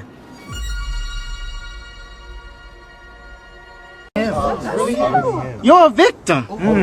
There we go, CSI. But the experts said that they noticed that she throws a grenade to other couples in hopes that nobody will notice that, she has her own problems in her own relationships. And then she's like, no, I'm just angry at Gia. And everyone's like, what? Gia? But then she said that she's also really angry at Danny, but she doesn't want to pick a fight with him because she's scared that he might leave her. And then she starts crying. And yeah, honestly, I don't feel bad for her because hurt people, and she's done a lot of hurting to other people. And like, honestly, girl, go to therapy. But they asked Danny if he actually said those things to Gia, and he said that he didn't say it. I know he's told me that it's not true, and I choose to believe him. Did you say it's not true or he didn't say it? He didn't. It's not true. He didn't say it. It's not true. I don't know. You're not sure, are you? He said that he didn't, and he didn't want to talk about it because they're just going to keep going in circles after circles after circles. And so they asked Beck if she believes him, and she says yes, she does believe him. But Gia, who's pissed at everybody, is like, oh my gosh, I'm so done with all of this. She tells me off camera that she believes me, but she's just staying with him so, she can actually stay with him. And Beck is like, I didn't say that. And Danny's like, okay, yeah, I believe her. Like, I feel like we all know why he said that. She's saying she never said that. I never said that. Of course she's not going to say that. Of course she's not going to go, yeah, I said that. Thanks, Gia. Let's just go back to you, Danny. Y'all, Danny and Beck are playing in our faces because they're so freaking messy. But Beck says that all she wants is some reassurance that he actually likes her. And then they both have to decide whether they want to stay or leave. And they both say stay, whatever. Then they go and they sit their flat asses down. Episode 18. So Beck left so she can self-reflect, and then he's like, damn, I love her, but it's really hard to defend her when, she's acting like a witch. And now he said that he doesn't really know if he wants to stay with her, especially because now everybody can see how much of a psycho she actually is. Anyways, Beck finally comes back, and after some self-reflection, she finally says, you didn't back me up. Everybody was attacking me, and you didn't back me up. You wanted to ride or die, but you didn't even ride for me. And Danny's like, what the fuck? And now they start arguing. I said it in the heat of the moment. And Anyway. yeah, I said it in my vows, but I don't wake up saying, are you ride or die? No, but you did say it's your name, right, that has been dragged through the mud. Correct. Correct, Believe it. right? And when it was being brought up, it's frustrating for me because a lie's being spread about me. Correct. Right, okay, so... Right, but you didn't have to go in there and cause Armageddon to protect me. As long as you believed me, I don't really care what no one else thinks of me because you're my wife. But in her little interview, she's like, everybody was jumping me and he didn't ride or die for me. And then she starts crying and girl, enough. Fucking enough. I'm tired of it. You're a fucking weirdo and I don't like you. Get this bitch off my stage now. But she's talking to him saying that she's taking things out on everybody because she's very insecure in her own relationship. And she just feels like he's gonna leave her and she doesn't want him to do that because to her, he's the best that she can do, which is very sad. Which also got me thinking that back in part 1, she was saying like, I think Danny thinks that he's better than me. I think he thinks that he's better looking than me. I think that Danny never said that. I think she got into her own head and she thought, I think Danny's out of my league. And so now because of that, she's like trying to tell people that I think he thinks he's better than me. Whole time, you think that he's better than you. And now because of that, it's like amplifying your insecurities and now you're taking it out on everybody. But she tells him that he hasn't been giving her compliments and that they haven't been having sex. And he's like, well, duh, look at the way you're acting. It's your behavior. I'm not Scott. I'm not gonna reward you of this dick after your shitty behavior. We're not doing that. He didn't say that, but pretend he did. But Beck says that she's just insecure and thinks that he's not into her. And then she starts crying and he's like, get some help. Okay. He tells us that she's just bothering up all her emotions. And instead of just talking to him about it, she just ends up taking it out on everybody else. Why am I ride or dying for him, but he's not doing it for me? But even though I think that the majority of this is Beck's fault, I do feel like that Danny should be doing better in giving her compliments because you know that your wife is a very insecure person. So I feel like if she needs compliments every now and then, give her those compliments. If she needs it every single day, tell her every single day. I feel like it wouldn't kill you to be like, oh babe, you look so hot today. Oh babe, you look really cute. Oh babe, you did your makeup really nice. Like just those little things go a very long way because she feels like you're not into her at all, especially when you started off saying that, yeah, we have no sexual compatibility. That's what caused her to spiral, and now she's the way she is now. Just throw her a bone every once in a while. Once a day should be fine. Anyways, we move on to the 3 new couples. So today's the day that they move into the new apartment, and Tyson says that he wants to be more positive and be better. And he tells Stephanie that he's not going to be a controlling person because he's not. And sure. But he said that he's gonna try for 7 days, and if this experiment doesn't work, then he's just gonna leave. But as he's talking to Stephanie about all these changes that he wants to make, he's only acknowledging everything that expert John said and nothing that expert Alexandra or expert Mel said. And Stephanie's like, this man has no respect for women. And yeah, you're just figuring this out now. Keep in mind, you've been on that and you still kept begging him to stay. So yeah. Next is Juliet and Joel. So they're sitting on the couch together and Juliet tells him that one of her friends sent her a video of Joel and she didn't like it. And I'm just like, oh my gosh, what was it? Apparently he was playing drums with a dildo and I'm like, oh, okay. That's it. Honestly, I don't know why she's so upset because that's something I would have forgotten about in like 30 seconds, but to each their own, I guess. I can't help just feeling embarrassed. And that bothers you? It was a bit weird, I'll say. It's just a bit of harmless humour. I just don't think that's like a classy act to be posting on YouTube. I just think we're completely different people.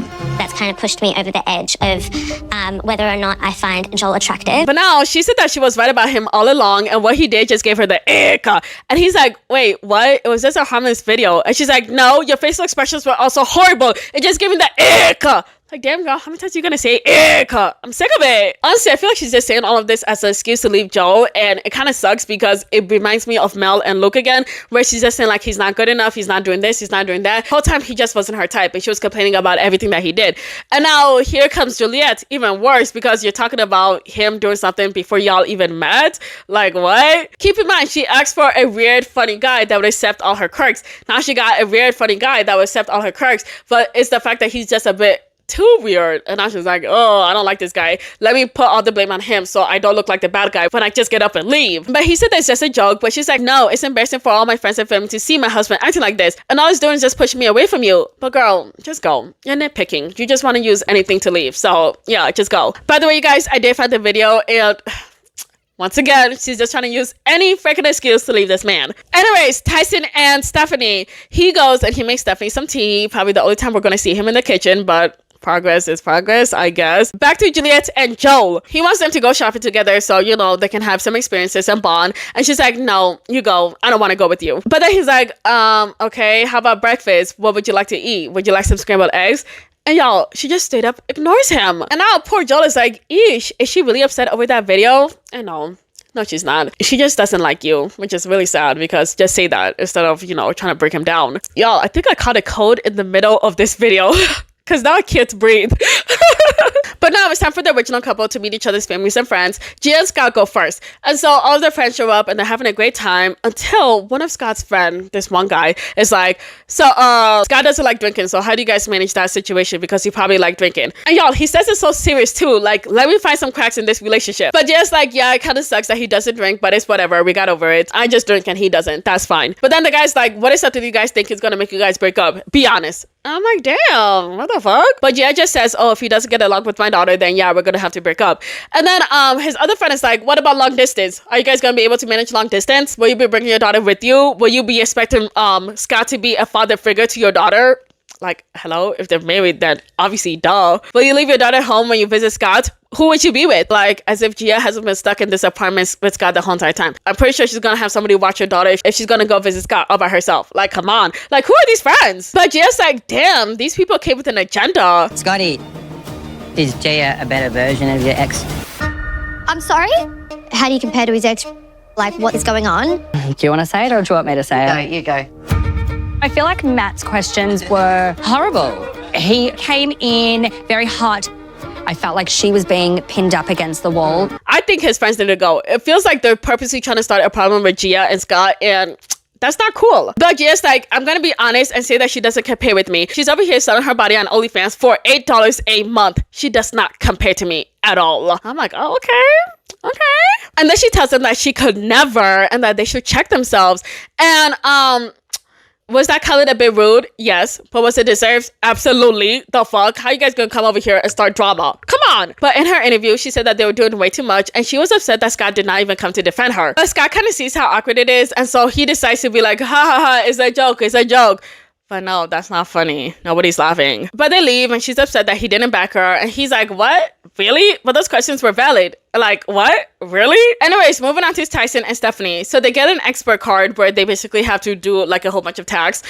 And the first one is to look into each other's eyes for 3 minutes. And it's actually working because as they're looking into each other's eyes, they're like, damn, this person actually does have a soul. Crazy. Who would have thought? Not me. But then the next task is to hug for 3 minutes, and they do. And she's like, I fit so nicely into his embrace. I'm just like, oh my gosh, girl, are you actually falling in love? Really? And not only that, but he's also into it. Like, girl, you need to run. You're in danger. Next is Sam and Chris.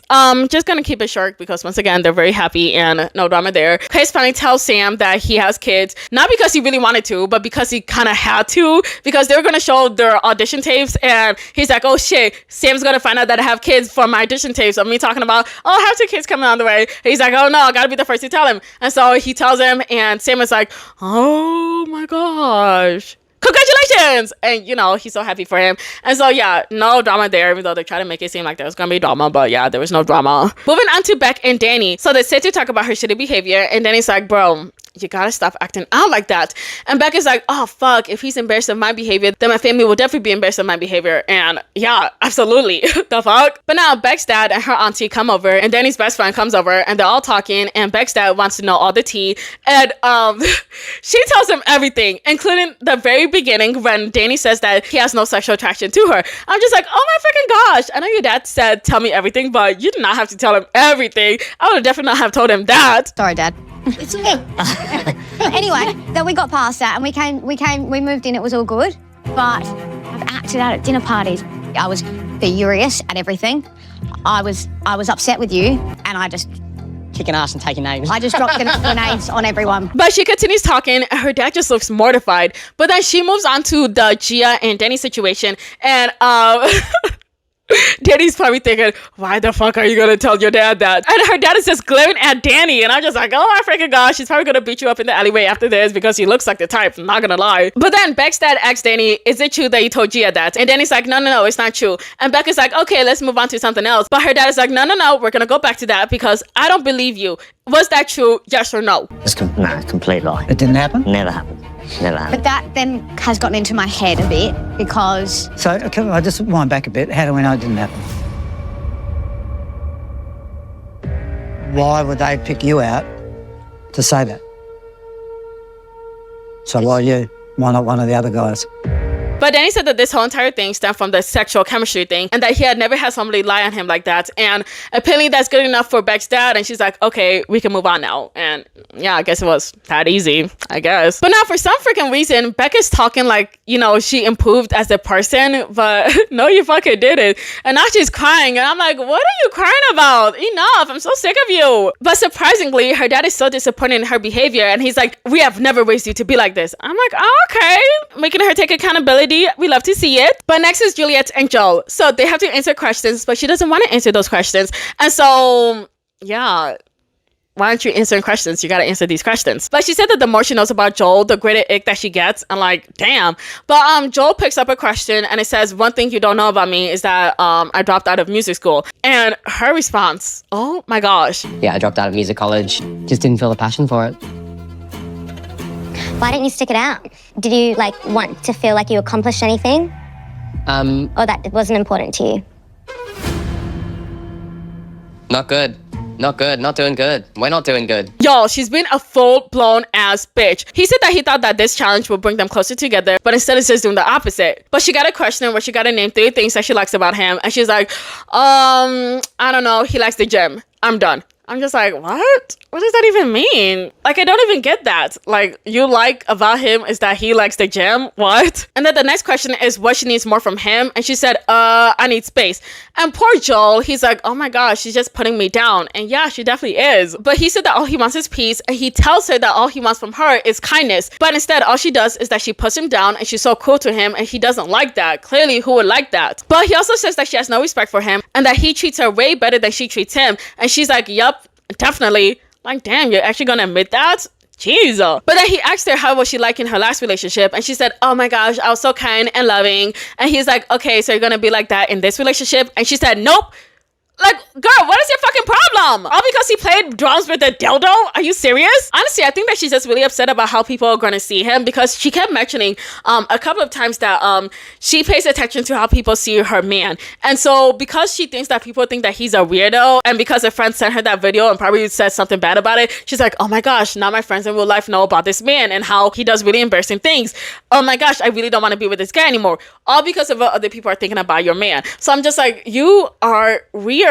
But instead of taking it out on him, just say, hey, I'm not interested in you anymore, and just leave him alone. But she said, nope, maybe that's a sign. Like, yeah, it's a sign that you're a nasty ass bitch. What the fuck? This guy has been nothing but nice to you. What is your freaking problem? I'm feeling battered. I'm feeling bruised. I don't know what to do. She's definitely pulled away. There's no doubt about that. And I felt that. I'm not feeling good. I actually really enjoyed that. I feel like I got a lot off my chest. But we hear that one of the brides decided to leave, and we find out that is Gia. And I'm just like, Gia, with you and your perfect man, Scott? What the fuck happened? Apparently, they got into a huge argument because she saw a memory pop up on his phone from 2020, and it was him and his ex.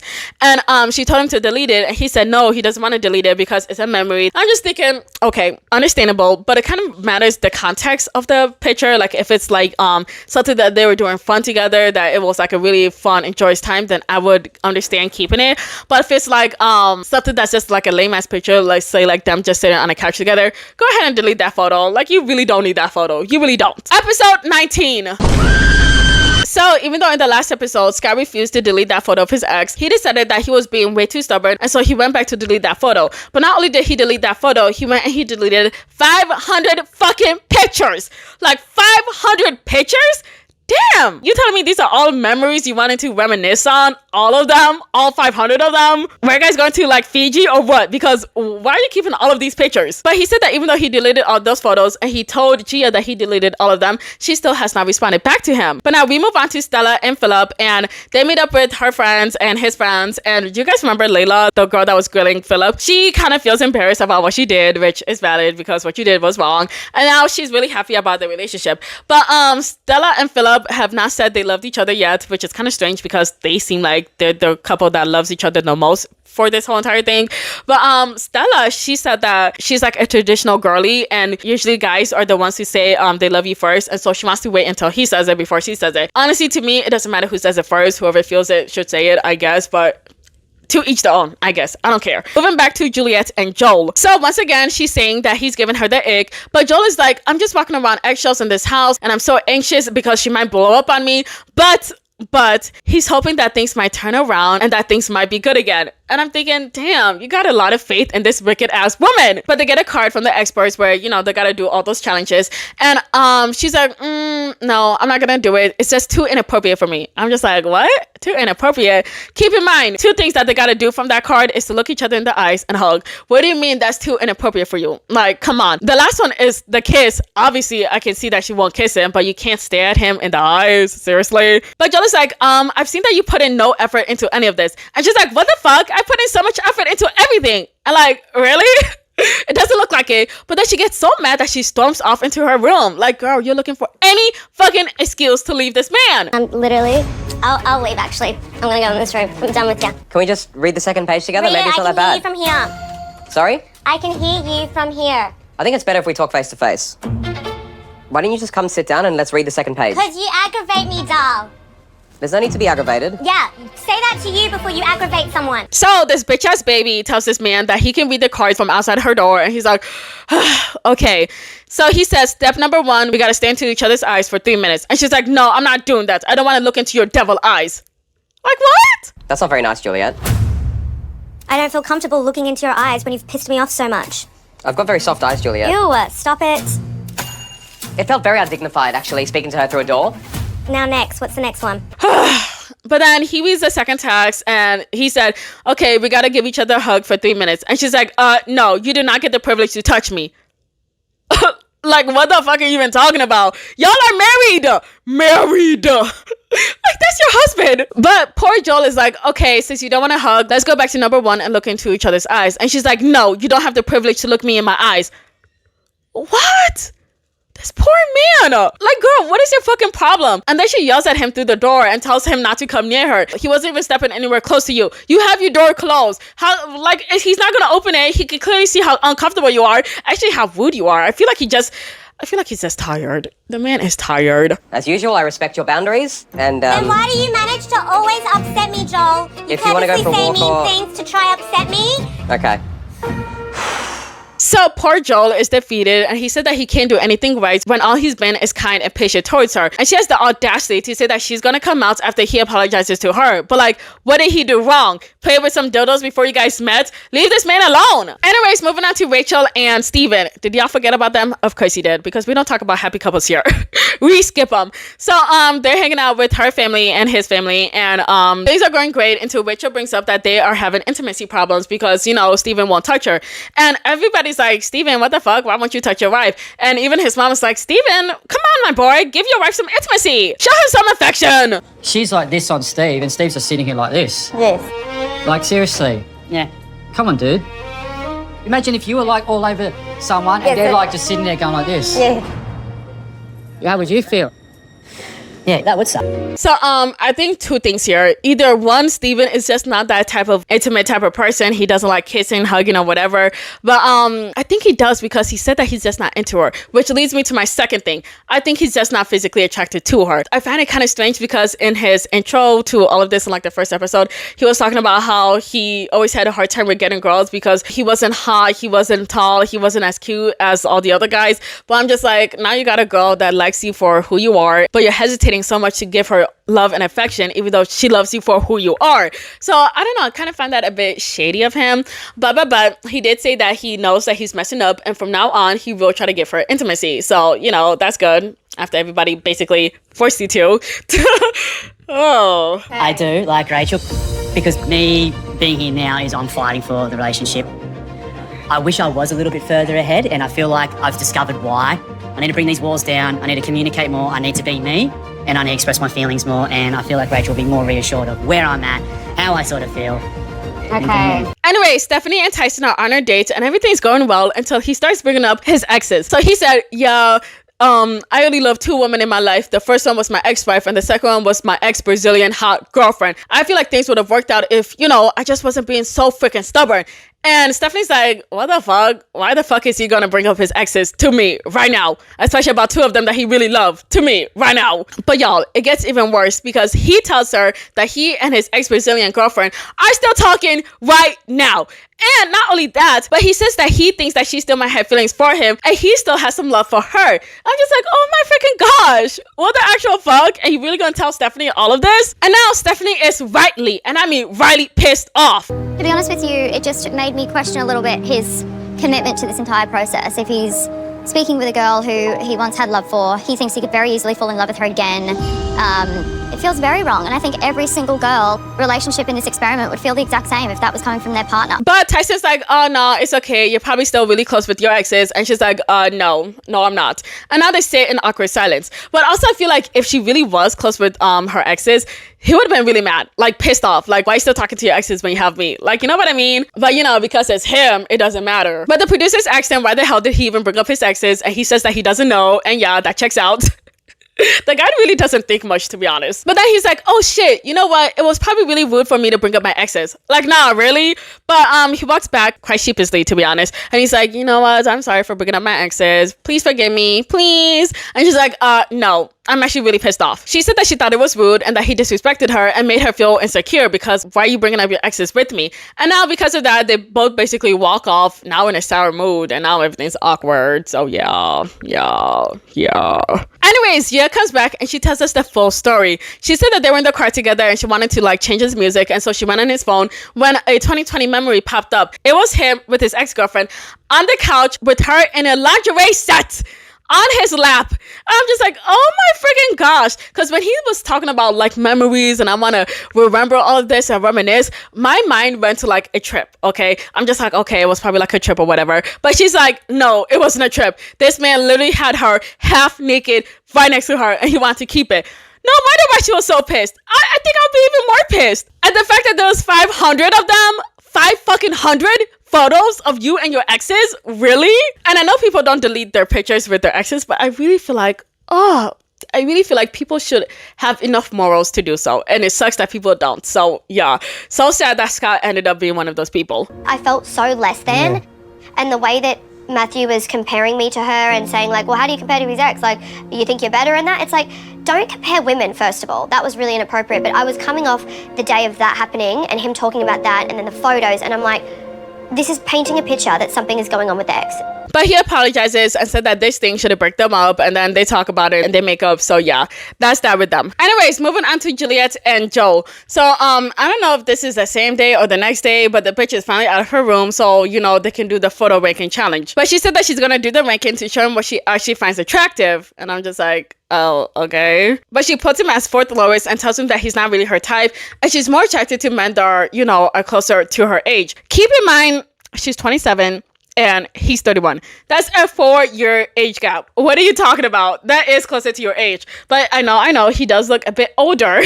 But once again, you're talking about age here, not looks. He is closer to your age. But then for some reason, she starts listing all the people that she dated. Indians, British people, Brazilians. What did your ex look like? Black hair, a beard. What was his background? Maltese. Maltese. So Mediterranean. Mediterranean, tick. British, tick. Indian, tick. So she's describing what she's attracted to, but when it comes to me, no, apparently none of these criteria matters. But she put David as number 1, and yeah, David and Joel look nothing alike, so yeah. But Joel tells us that when he does the ranking, he's not going to put her as first because, you know, she is who she is. But he ends up putting her third, which, you know, is not that bad. But she's really mad about that. But she's like, are you kidding me? I don't appreciate that. He's been hella performative. But like, what are you talking about? At least you're third. You put him fourth to last. Like, are you being serious right now? But then she starts arguing with him, saying that he put her third because she put him fourth to last. And like, hear that back, okay? Hear yourself when you say that. And the fact is, if he did even do that, so what? You rank because you want to rank like that. He can rank if he wants to rank like that. So fucking what? It doesn't really matter. But he put Alyssa as second, and he said the reason why is because she's really, and I mean really pretty. And he put Stella as first because not only is she beautiful, but she's also really kind. But Juliet in the interview is like, I hate him. I hate this man. I can't believe he's gonna put me third. He did this just because he was butthurt because I put him fourth. But like, it got me thinking, did you really want him to put you first? Did you really think that out of all the girls here, he would be most attracted to you specifically? Like, what? Like, I would get it if you put him first and he didn't put you first, but like, you didn't. So like, where's this entitlement coming from? Like, come on. I'm really not doing well with him. Like, I want something a bit more real and genuine and honest, and I guess he was just a butthurt where I placed him, even though very aware I'm not attracted to him. I think I was still quite nice with where I ranked him. And then with his side of it, he was just then trying to rub it in my face where I was. Can't even fathom being in the same room with him right now. Anyway, Stephanie and Tyson. So he apologizes again and says that he will not be continue talking to that Brazilian girl. And I'm like, oh my gosh, that's actually really surprising. But also I feel like he knows that when he leaves this experiment, which will be very soon because he wants to leave very soon, he doesn't think it really matters. So he can just tell Stephanie, yeah, I'm going to stop talking to that Brazilian girl, knowing for a fact that he's going to leave, like, let's say the next day or the next week, just so he can continue talking to that Brazilian girl all over again. But that's just me. That's what I think. But she accepts his apology, but says that he needs to be careful with what he says and how it affects people. And he's like, you know what? You're right. And honestly, once again, I'm surprised because who is this man? Are we seeing actual growth? I still wouldn't you know, marry him, but like still, progress is progress, right? Right. Anyways, it's David and Alyssa's turn for them to meet up with their friends and family, and this time it's just their friends. And David's friends are those two girls that hated Alyssa on their wedding day, but David told them that they're doing great, so now they're like, oh, okay, Alyssa's pretty great then. But as they're talking, everything's going well until Alyssa brings up that Beck is trying to attack her, and her friend is like, Beck? That is so strange because Beck is telling everyone at her hometown to find out some dirt about you. And Alyssa's like, what? And I'm also like, what? Beck, you're going that far to get some dirt on Alyssa, telling people, hey, what do you know about Alyssa? What do you know about Alyssa? What do you know about Alyssa? Does he find anything about Alyssa that you can throw at her later? Like, are you serious? I'm not sure what her agenda is or why she has it out for Alyssa so bad, but yeah, that you guys actively have people out for you. Yes. Right. And I think it's disgusting. To hear that Beck is actively trying to tear me down back home, this is actually disgusting. But her friend said that Beck wants to find specific information about Alyssa and her ex. Once again, Beck, what the fuck is your problem? You literally have no life. You are a psycho. And I feel like if I talk about her too much, she might start digging into me. So I don't know if I should be scared or not, but like, no, I'm gonna say my piece. You are a weirdo. Get some help for real. I wouldn't expect anything less from Beck because she's proven over and over again she can't be trusted, and she's throwing herself under the bus ultimately. But Alyssa's friend said that she really feels bad for Alyssa and that Beck is not her friend and she's just trying to bring her down and is probably just bored and insecure and is not happy in her relationship, which is so true. Like, damn girl, you really got it. I think Beck is a dangerous person. I think that she's vile, and thank God Alyssa says she's gonna keep an arm's length now and keep Beck as far away from her as possible, and I love that. That girl is dangerous. It's just reaffirmed that I cannot keep this girl close to me. She has to stay away. Anyway, Stephanie and Tyson. So in today's activity, they have to listen to each other's audition tapes. And as Tyson's listening to her audition tape, he's like, oh my gosh, this girl is perfect. I love everything about her. She's listening to his and she's like, oh my gosh, this guy's also perfect. Until they get to like the gay thing. And then she's like, oh my gosh, what is he talking about? He doesn't like gay people being thrown in his face. He doesn't like when gay people try to come up to him and try to like date him. I doubt that even happened. And so on. She's like so confused on why he would be talking about gay people like this. And then she hears that gay people be coming at him a lot, and she's like, boy, bah, gay people do not come up to you a lot. And I agree. I don't think gay people come to him a lot. Like I said, maybe one or two, and he just ran with it. But she's like, oh my gosh, you're not God's gift to the world, please. So she's done watching the tapes, and they meet back up, and he's really happy about her tape. But she's like, you and your thoughts about gay people, tell me about that. But he's like, oh my gosh, she just wants to fight with me again. Like, what? Would this actually be a fight? Do you like gay people? I like gay people. I'm not gay myself, you know, each to their own, but I know that. Yeah, obviously. I hope so. Steph, sometimes I wonder if she wants to create a little bit of drama, because I've already told her about the whole gay thing, about how if you're born gay, you're gay, and you know, credit to you. If that's what you like, then that's on you. But Tyson tells us that Steffi's just trying to start a fight with him and is just twisting up his words. But Steffi tells him that she has a bunch of gay friends and that she's been to their wedding and she believes that love is love. And she doesn't understand where he's coming from with how they should basically hide their affection in the public. But then she tells him that he just needs to watch how he words things because it can come off as very offensive. Anyways, moving back to Juliet and Joel. So he wants to have a chat about, you know, their shitty ass relationship. And so he tells her that she doesn't accept him and that she doesn't value him. And she agrees with all of it. But then she said that she just feels so smothered by him and his personality, and she feels like everything he does is performative. But then he's like, okay, but do you think that the problem also lies within you? Why? What problem am I doing? All you do is ridicule me. You say that I'm theatrical, I'm this, I'm that. How about You are extremely. That is my personality, so you either like it or you don't. It's smothering. It is smothering. Yeah, so me being myself is smothering you. That isn't your true self. I don't know why you're trying to hide it. How do you know who I am? You think you know me after a week? And she's like, yes, I do. I know that you're performative. I came here from love and I'm not getting that from you. And all you do is performative things. And Bo's like, what the fuck are you even talking about? But he's like, nah, you're not getting the real me. You don't see the star in me. And she's like, ha, I fucking knew it. See the star in you? I knew it was a fucking performance. And he's like, what? It's a freaking metaphor. And she's like, no, that's not what you said. You said I'm the star. I'm just like, when the fuck did he say that? When did he say that? He was like, well, I'm the star because deep down, he thinks he's the star in this. What I mean by that is you don't see the true essence in me. My big personality has always been a feature of me. I think you're an impossible woman to please. My core identity has never changed. I've always been this big personality, and that's what people love about me. Except Juliet. But she tells him that she's done and she goes to pack her stuff, which already looked like they've been packed. Like she was ready to leave any chance that she got. And so she grabs all her stuff and she's heading out the door. And throughout all her ranting while she's leaving, she still has the audacity to blame him for everything. And then off she goes.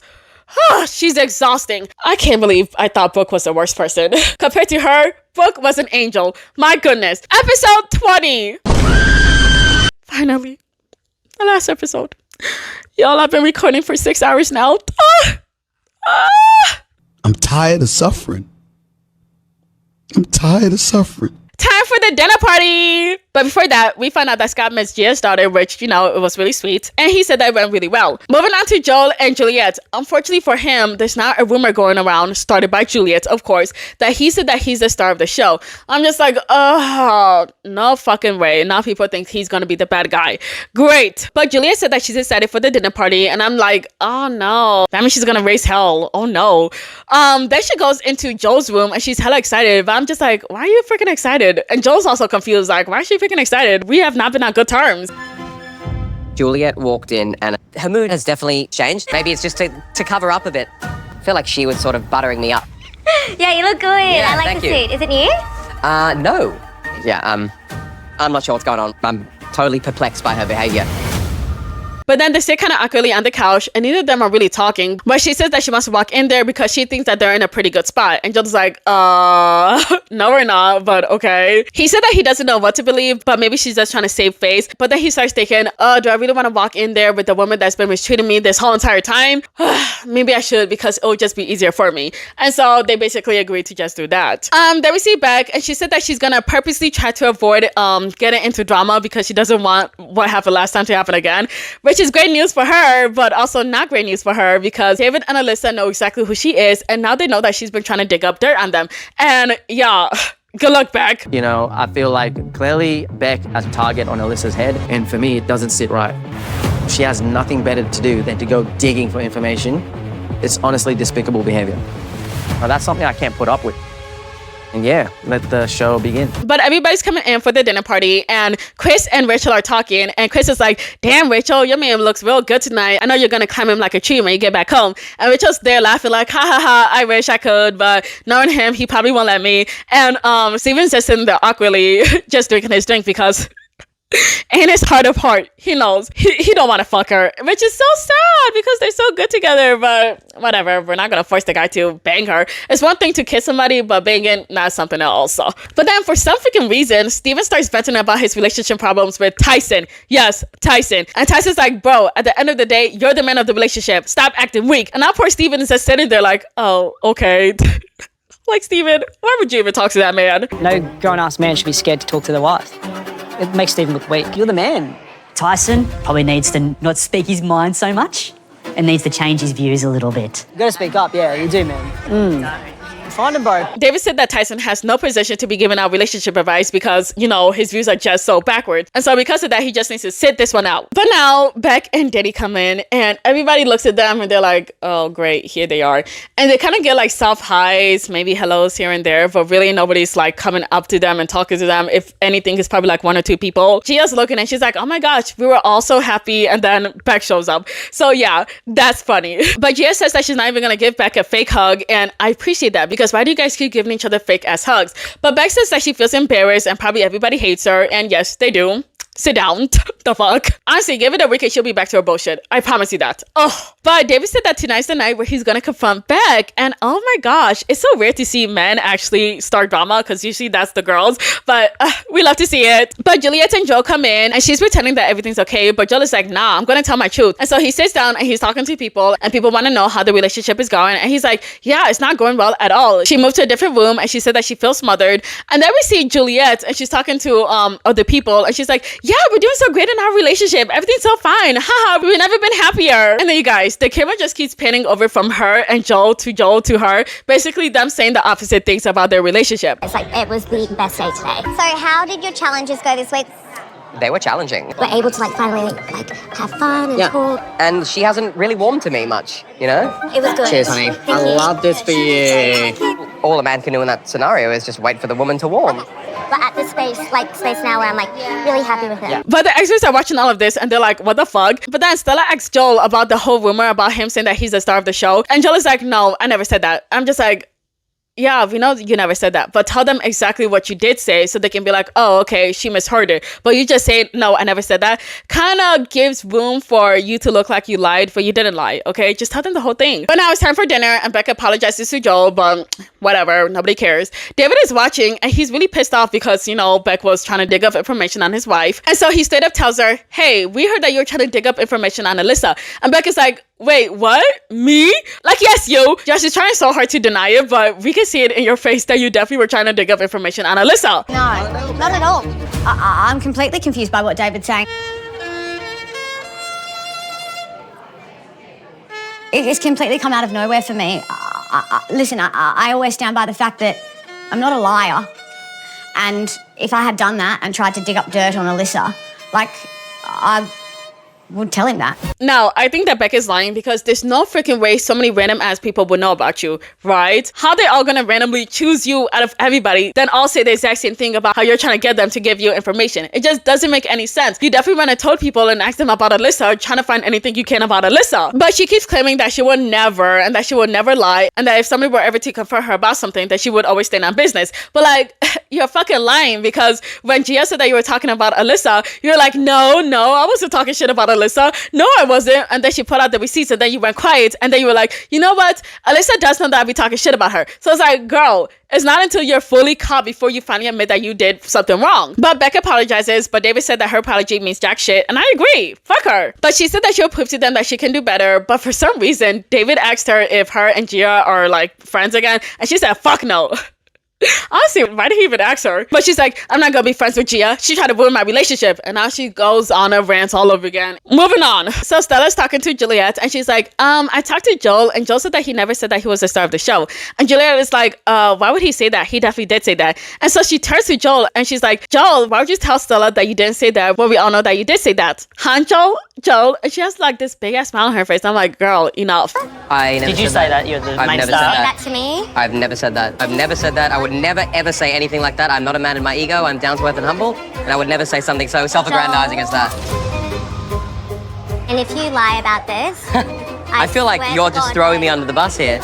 Y'all, Joel needs to say exactly what he said, like word for word, exactly what he said, so everybody can be like, oh my gosh, okay, so she misunderstood. But instead, he doesn't, and she's like, oh my gosh, I'm 1,000,000% sure I know exactly what he said, word for word, bar for bar, and I need him to stop gaslighting me. But girl, he's not gaslighting you. If anything, you're gaslighting yourself. Come on. But Gia, for some freaking reason, is like, no, Joel, I know for a fact you said that. I'm like, what? You were there? I didn't know that you were there hiding underneath the kitchen table. Like, what the fuck? But then she said, no, I wasn't there personally, but you know, Juliet told me, and I believe Juliet. Girl, shut the fuck up. Like, oh my freaking gosh. She keeps doing this. She keeps backing up women just because they're women. And I get it. Girl's girl. That's what she likes to call herself. A girl's girl. Well, like, it's okay to be neutral. It's okay to just hear your friend vent and just stay back and be like, oh, okay, that sucked. And that's it. No need to pick a side when you're not even sure of who's right and who's wrong. But they asked Juliet, how did this situation even come about? And y'all, she tells them this fake ass scenario that never happened. Okay, so I felt like I've been getting like a character of Joel. Yeah. And I was trying to like break him down with it. He kind of cracked and looked at me, like deadpan me in the eyes. And you know, if you were honest about this, I wouldn't have to say it like this, by the way. Just say it. Tell them. And said, well, I'm the star. I literally vomited in my mouth. Like, I would, God, that is just so unlike me to say something like that. That's just absolute nonsense. Now, I do have to say that Joel needs to do a much better job of making himself look credible, because he's like, what? Me say that? I would never say that.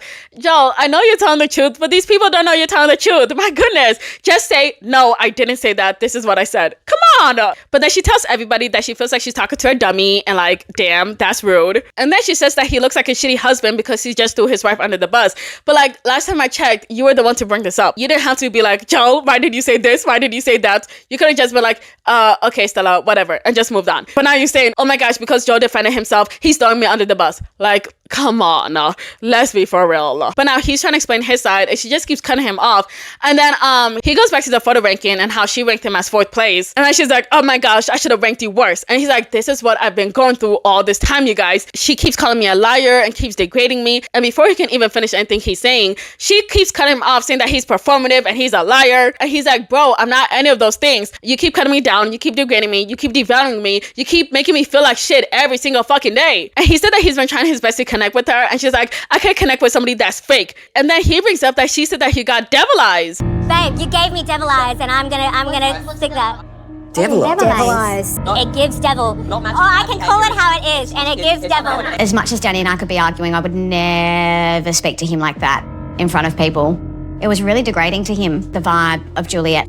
I'm confused. But Juliet says that she's not even attracted to him. And Stella has to remind her to, you know, not bring down her husband. Like, come on. And Joel is like, she's been doing this whole entire time. She's been degrading me this whole entire time. And I have never once put this woman down. And it's true. He has never put Juliet down. He has never said anything nasty about her, even though she keeps saying a whole bunch of nasty things to him. It is obvious that someone is lying, and we don't know who's lying. I feel like Joel's personality, if he made a joke saying, I'm the star of the show, he would own that. I'm Team Joel. I heard his response and I took his side on board, but I still believe Juliet. My gut's telling me I don't care.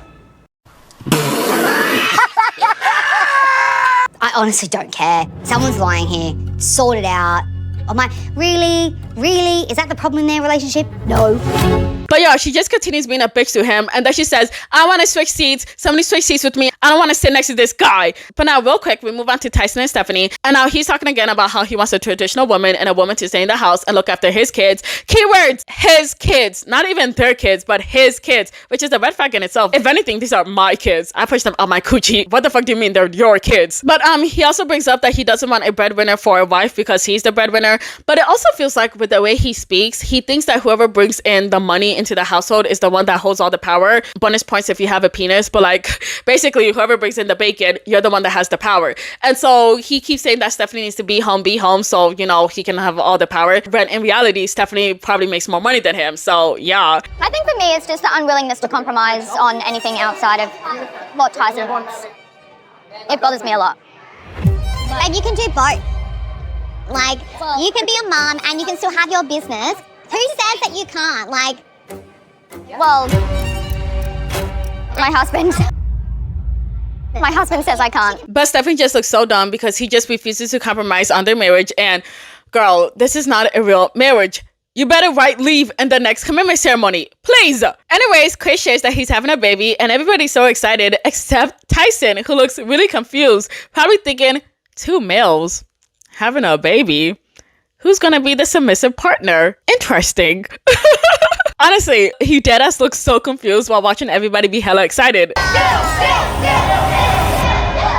I'm not really used to that whole gay thing with the kids, or I don't know how it works. So I've donated my sperm to a very dear friend of mine. She's having a baby. That's one. I don't know, he's done IVF. I don't know what the hell's going on, quite frankly. I don't know, it gets real sort of nitty-gritty. Quite frankly, I don't want to know. Tyson, are you having a heart attack, or are you okay with that? Oh, bro. But he said that since day one, he's always had traditional values. So because of this, it's kind of like a shock to him. And now he's out of his comfort zone, as if he's the one that's in their actual relationship. Like, bro, you don't gotta think much about it. They're having a baby. Okay, move on. But back to Juliet and Joel. So now we see them on like 2 opposite sides of the table. Juliet has her own group that she's talking to, and Joel is talking to the other group. And of course, Juliet is with Gia, and Gia's like, oh my gosh, Joel is so insufferable. I could never be with some guy like that. Like, okay, we get it, Gia. Look at the mirror.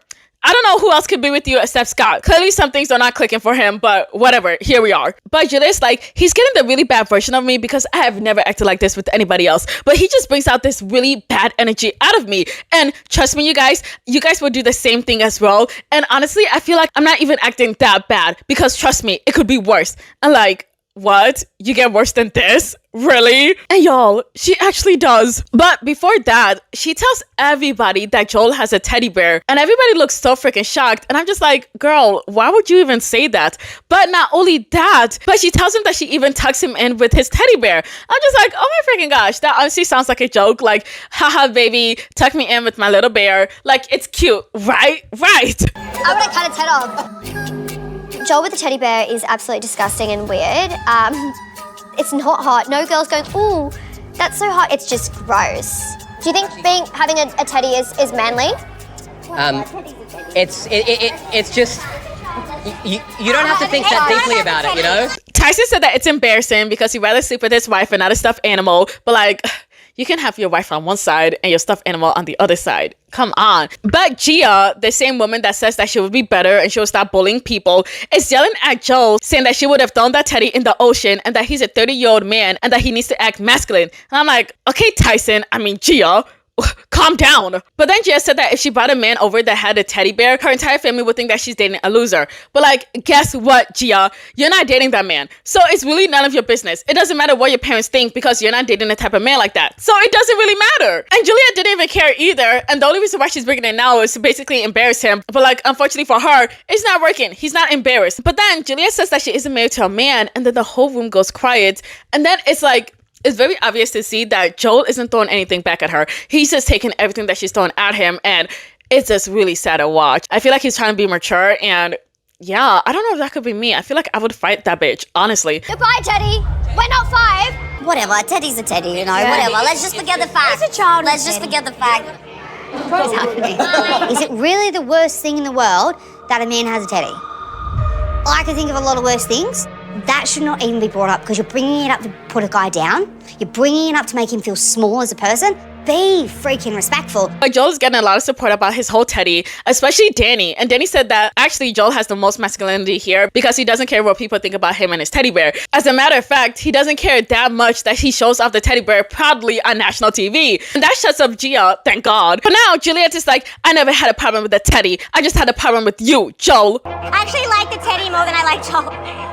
So the teddy doesn't joke around? Yeah, the teddy is not me like Joel is.